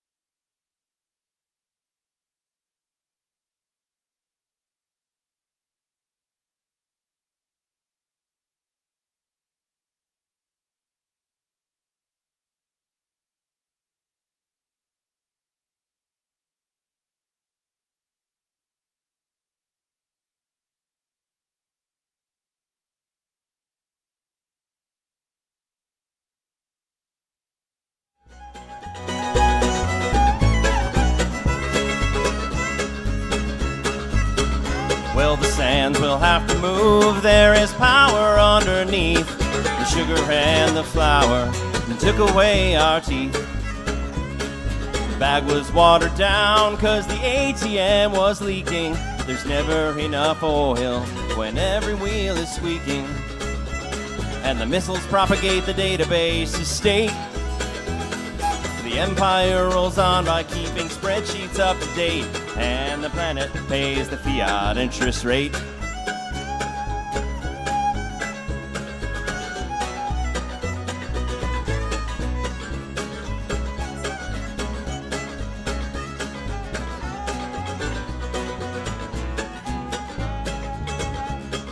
Accordions are useful when you're hunting in the fields.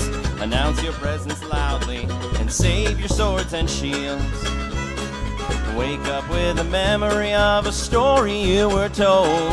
Watch that plot and storyline auspiciously unfold. And the missiles propagate the database estate. The empire rolls on by keeping spreadsheets up to date. And the planet pays the fiat interest rate.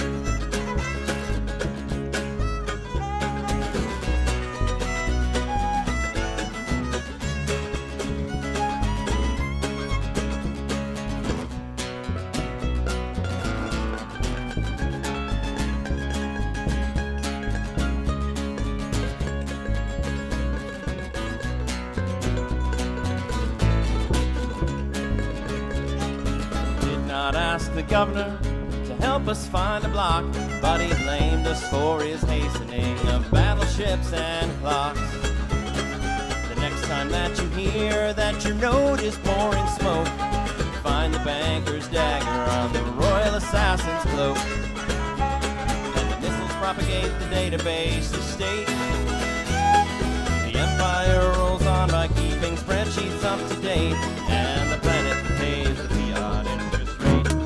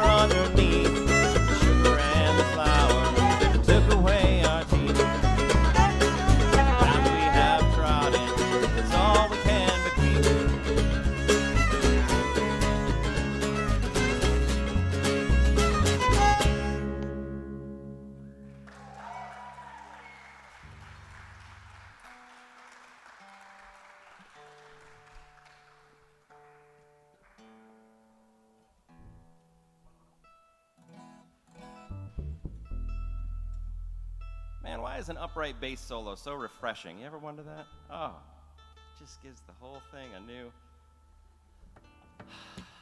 This guy, ETHBarcelona, on the upright bass. Fabian Aguilera, we just met this guy.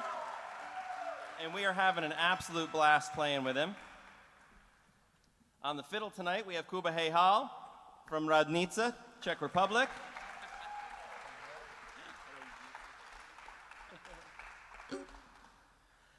And on the mandolin, he's been playing the mandolin for a solid year now.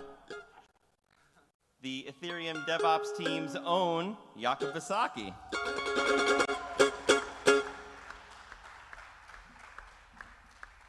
I actually, I joke a lot on stage, especially at Jakub's expense, but he's actually only been playing the mandolin seriously like this for like a year, which I think it's pretty freaking good, don't you think?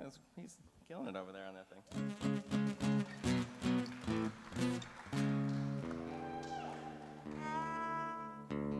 Thanks. We got one more for you.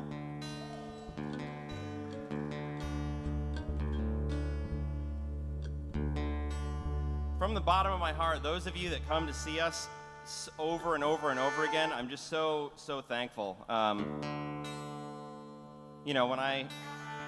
I write songs and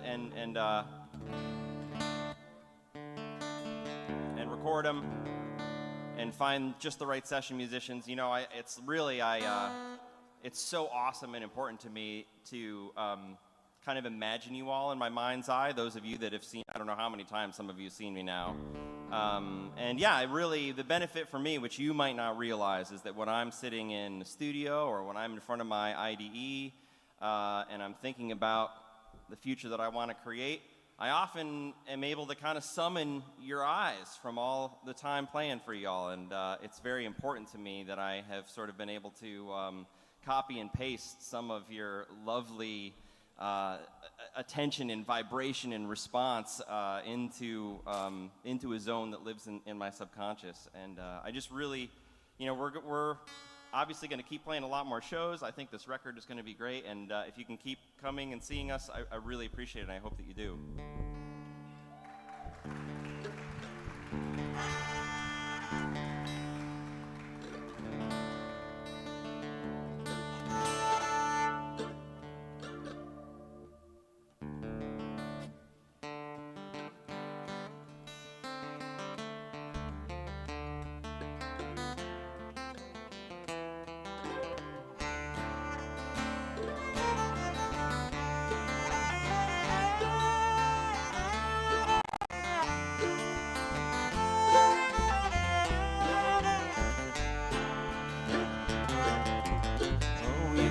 See me, you can only see my key, but I don't love the chain more than the tree. I pedal toward the sun to make peace with someone and plant lilacs on the morning of the bank run. Way down ahead, time runs us in a run time when we love each other's thread. Let what will just be. The blocks that are ahead generate all of history.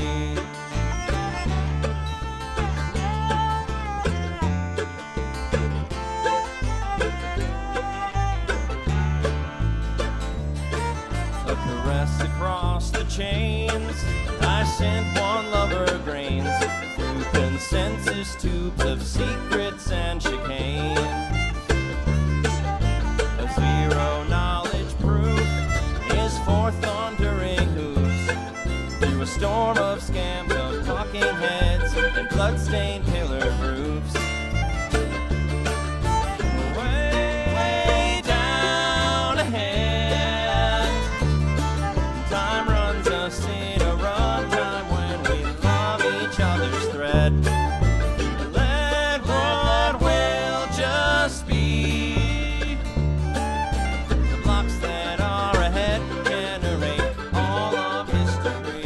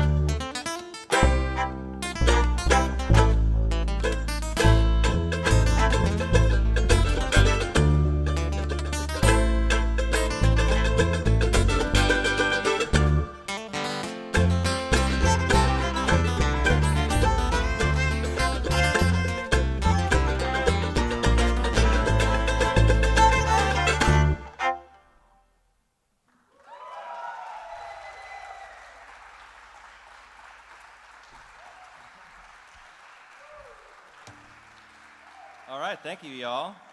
Thank you again so much for coming. I know a lot of you have seen me a bunch of times. I'm always happy to hear why you keep coming back, because I'd love to do more of that for you. Many more shows down the road. As I say, we're working on the record at the hackathon. I would love for people to swing by and listen to it. If you do want to hear it, maybe we'll arrange some kind of a listening party. Maybe pull me by the scruff of the neck over at some point, and we'll make that happen. But yeah, more than anything, I just am so thankful to ETHBarcelona and to Threshold Network, of course, and to y'all, and to these kick-ass musicians that keep deciding to join me on stage. What's going on here?